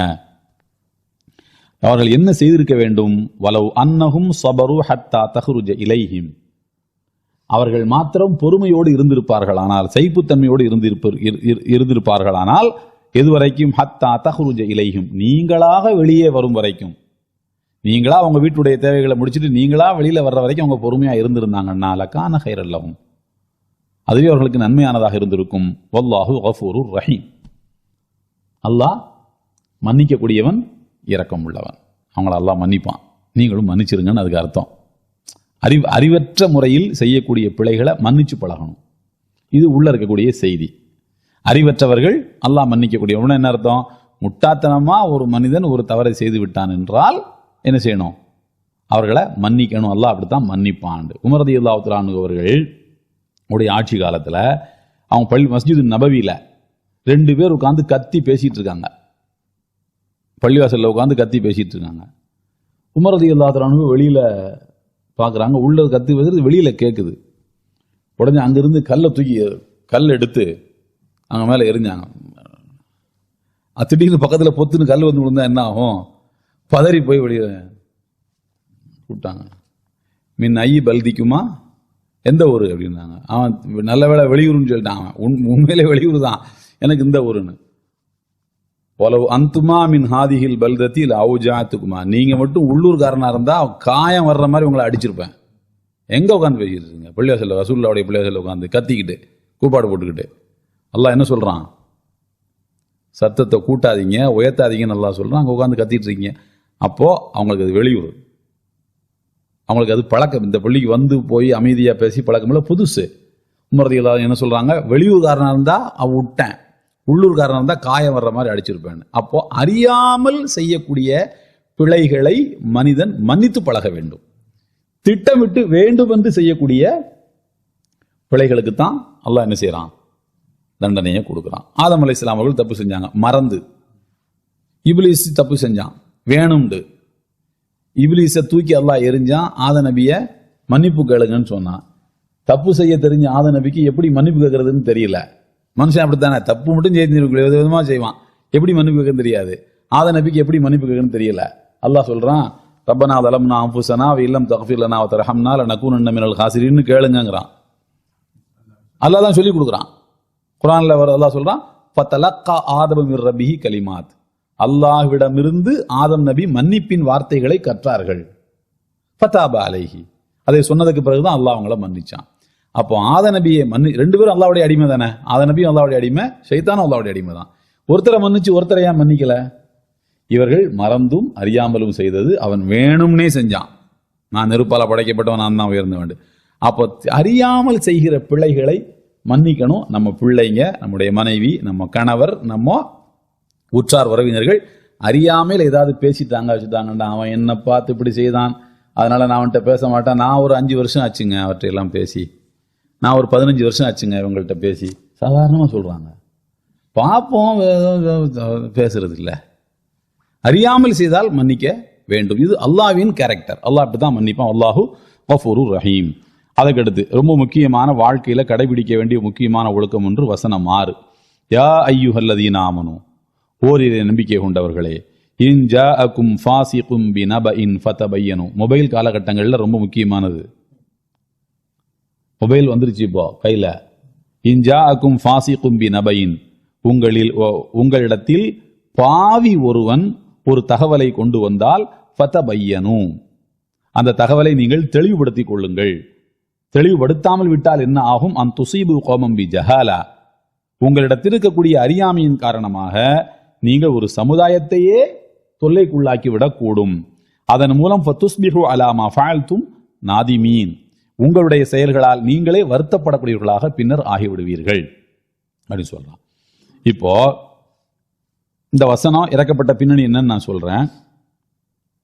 பொதுவாக நம்மள்ட்ட எந்த தகவல் வந்தாலும் இப்போ உள்ள காலகட்டங்களில் உடனே ஸ்டேட்டஸ் வைக்கிறான், உடனே ரீல்ஸு, உடனே 10 பேருக்கு ஃபார்வர்ட் பண்றது. அதுலேயும் கீழே அடிக்குறிப்பு, இந்த தகவலை நீங்கள் 10 பேருக்கு ஃபார்வர்டு செய்தால் உங்கள் காலையிலே உங்களுக்கு ஒரு நல்ல செய்தி வரும், ராத்திரிக்கு ஒரு கெட்ட செய்தி வரும்.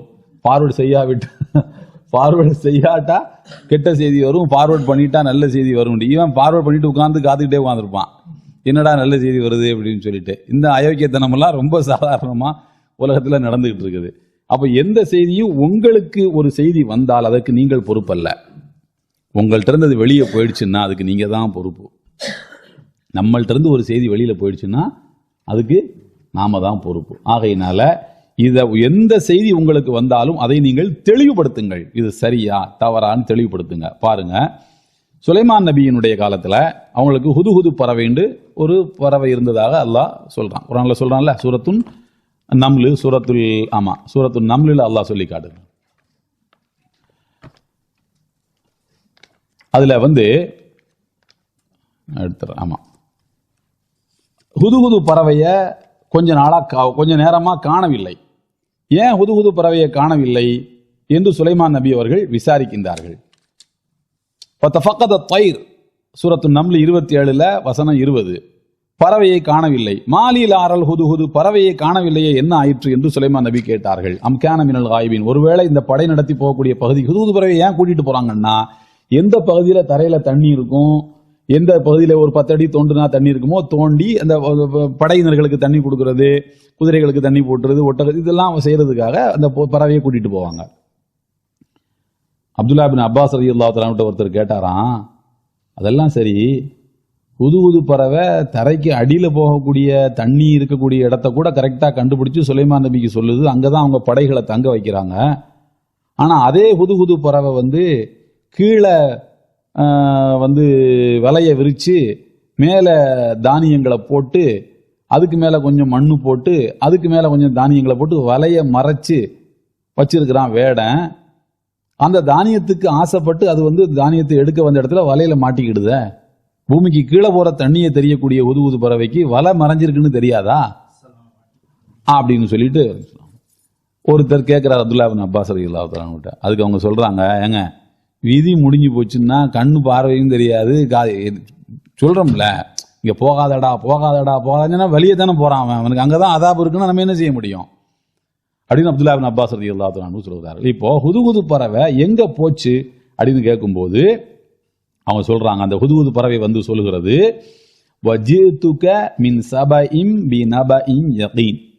நல்லா கேளுங்க, சபா என்கிற ஊரிலிருந்து நான் ஒரு உறுதியான தகவலை உங்களிடம் கொண்டு வந்திருக்கிறேன். யார் சொல்றா? ஹுதுஹுது பறவை சொல்லுது சுலைமான் நபிட்ட.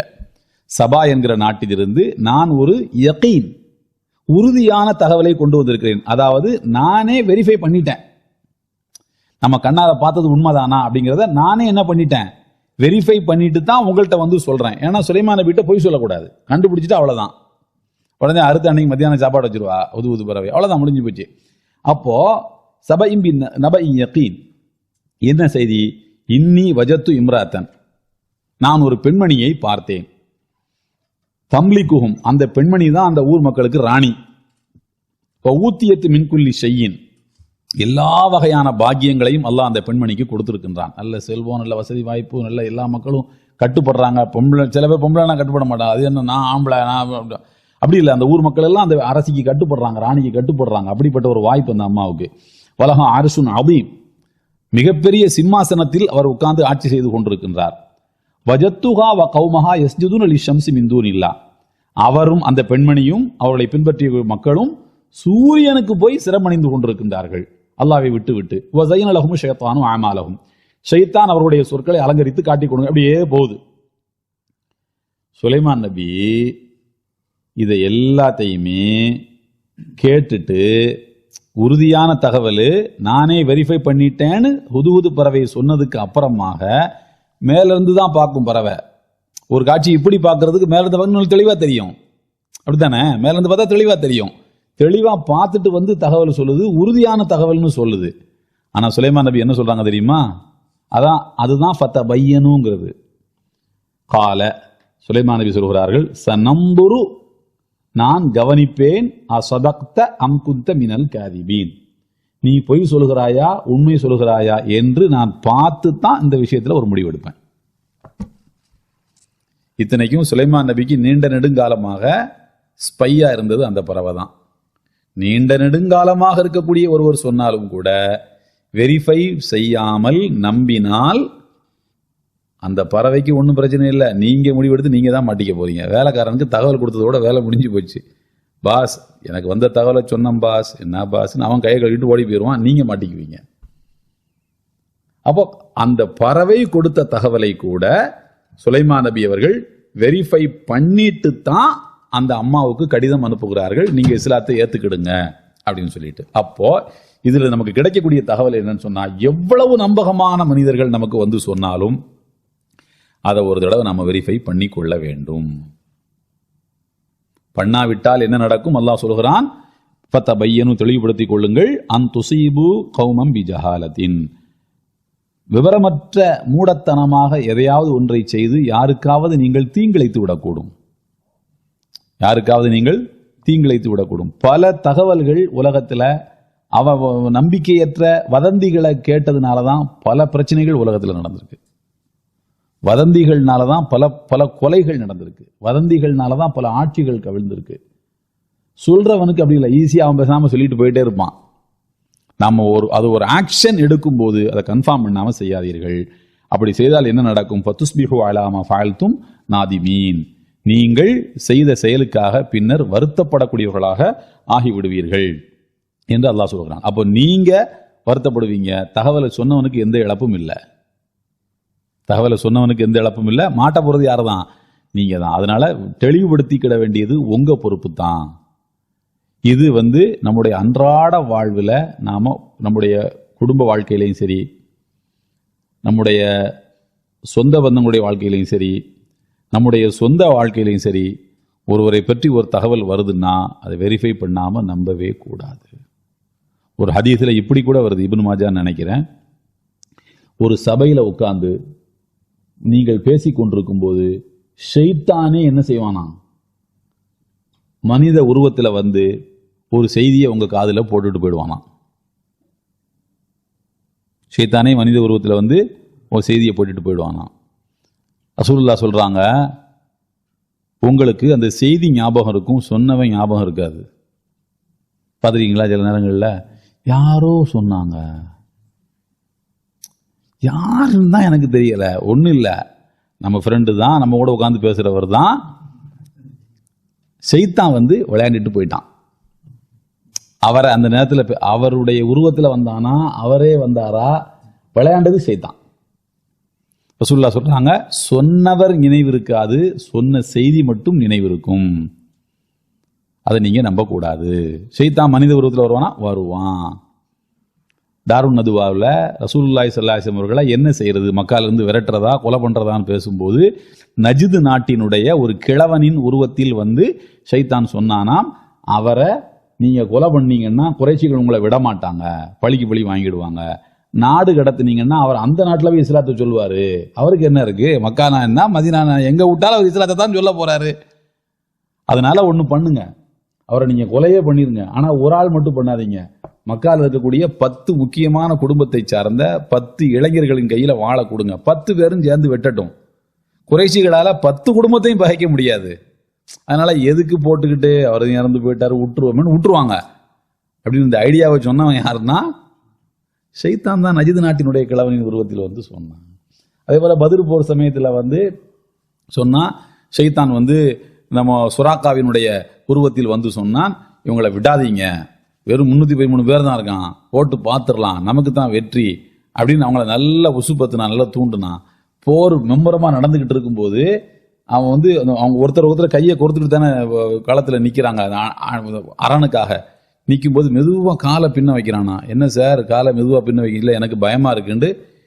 இன்னி அரா மாலா தரவுன்னு, உங்களுடைய கண்களுக்கு தெரியாதெல்லாம் என் கண்ணுக்கு தெரியுது, மலக்குமார்கள் நிறைய வந்திருக்காங்க, நான் ஓடி போறேன். நம்ம ஓடி போயிட்டான். கடைசியில் பார்த்தா அவன் சுறாக்கா கிடையாது, சுறாக்கா உருவத்தில் வந்து ஷைத்தான். சுறாக்கா அந்த போருக்கு வரல.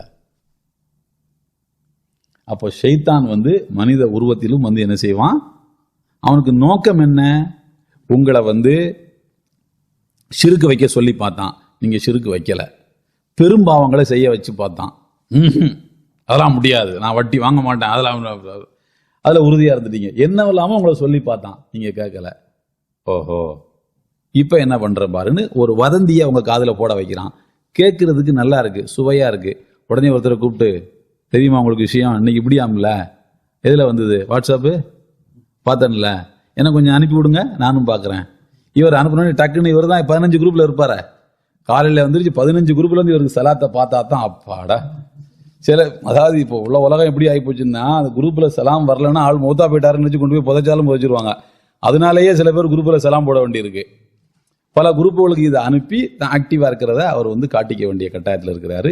இதன் மூலமாக ஷைத்தான் என்ன பண்றான், ஒரு செய்தியை பரப்பி உங்களுடைய ஈமானை குறைக்கிறான். அல்லாஹ்வுக்கு உங்களுக்கு இடையில டிஸ்டன்ஸை ஏற்படுத்துறான். அது ஷைத்தான் அல்லாஹ்விலிருந்து உங்களை தூரப்படுத்துவதற்கு அவன் எடுக்கக்கூடிய முயற்சிகளில் ஒன்று. இதுல ஒன்றும் பெருசா நீங்க ஷிர்க் வைக்க போறது இல்லை. ஆனா என்ன பண்றது, அல்லாஹ்வுக்கு உங்களுடைய தூரத்தை உண்டாக்கிட்டா சமுதாயத்தில் குழப்பம் வந்துருது இல்ல, குழப்பம் வந்து உங்களை வருத்தப்பட வைக்கிறான்ல, இதுதான் அவனுக்குரிய பலன் என்பது இந்த வசனத்துல என்ன முடிச்சுக்கலாமா. அப்போ அல்லாஹ் சொல்லி காட்டக்கூடிய விஷயம். அப்போ இதுவரைக்கும் நாம் இந்த சூறாவில் மொத்தம் 18 வசனங்கள்ல 6 வசனங்களுக்குரிய விளக்கங்களை இன்ஷா அல்லாஹ் நம்ம பார்த்திருக்கிறோம். இந்த வசனம் இறக்கப்பட்ட பின்னணி, மேலும் அதை தொடர்ந்து வரக்கூடிய விளக்கங்களை இன்ஷா அல்லாஹ் நாளைக்கு பார்க்கலாம். வாஹிரு தஅவானா அல்ஹம்துலில்லாஹி ரப்பில் ஆலமீன்.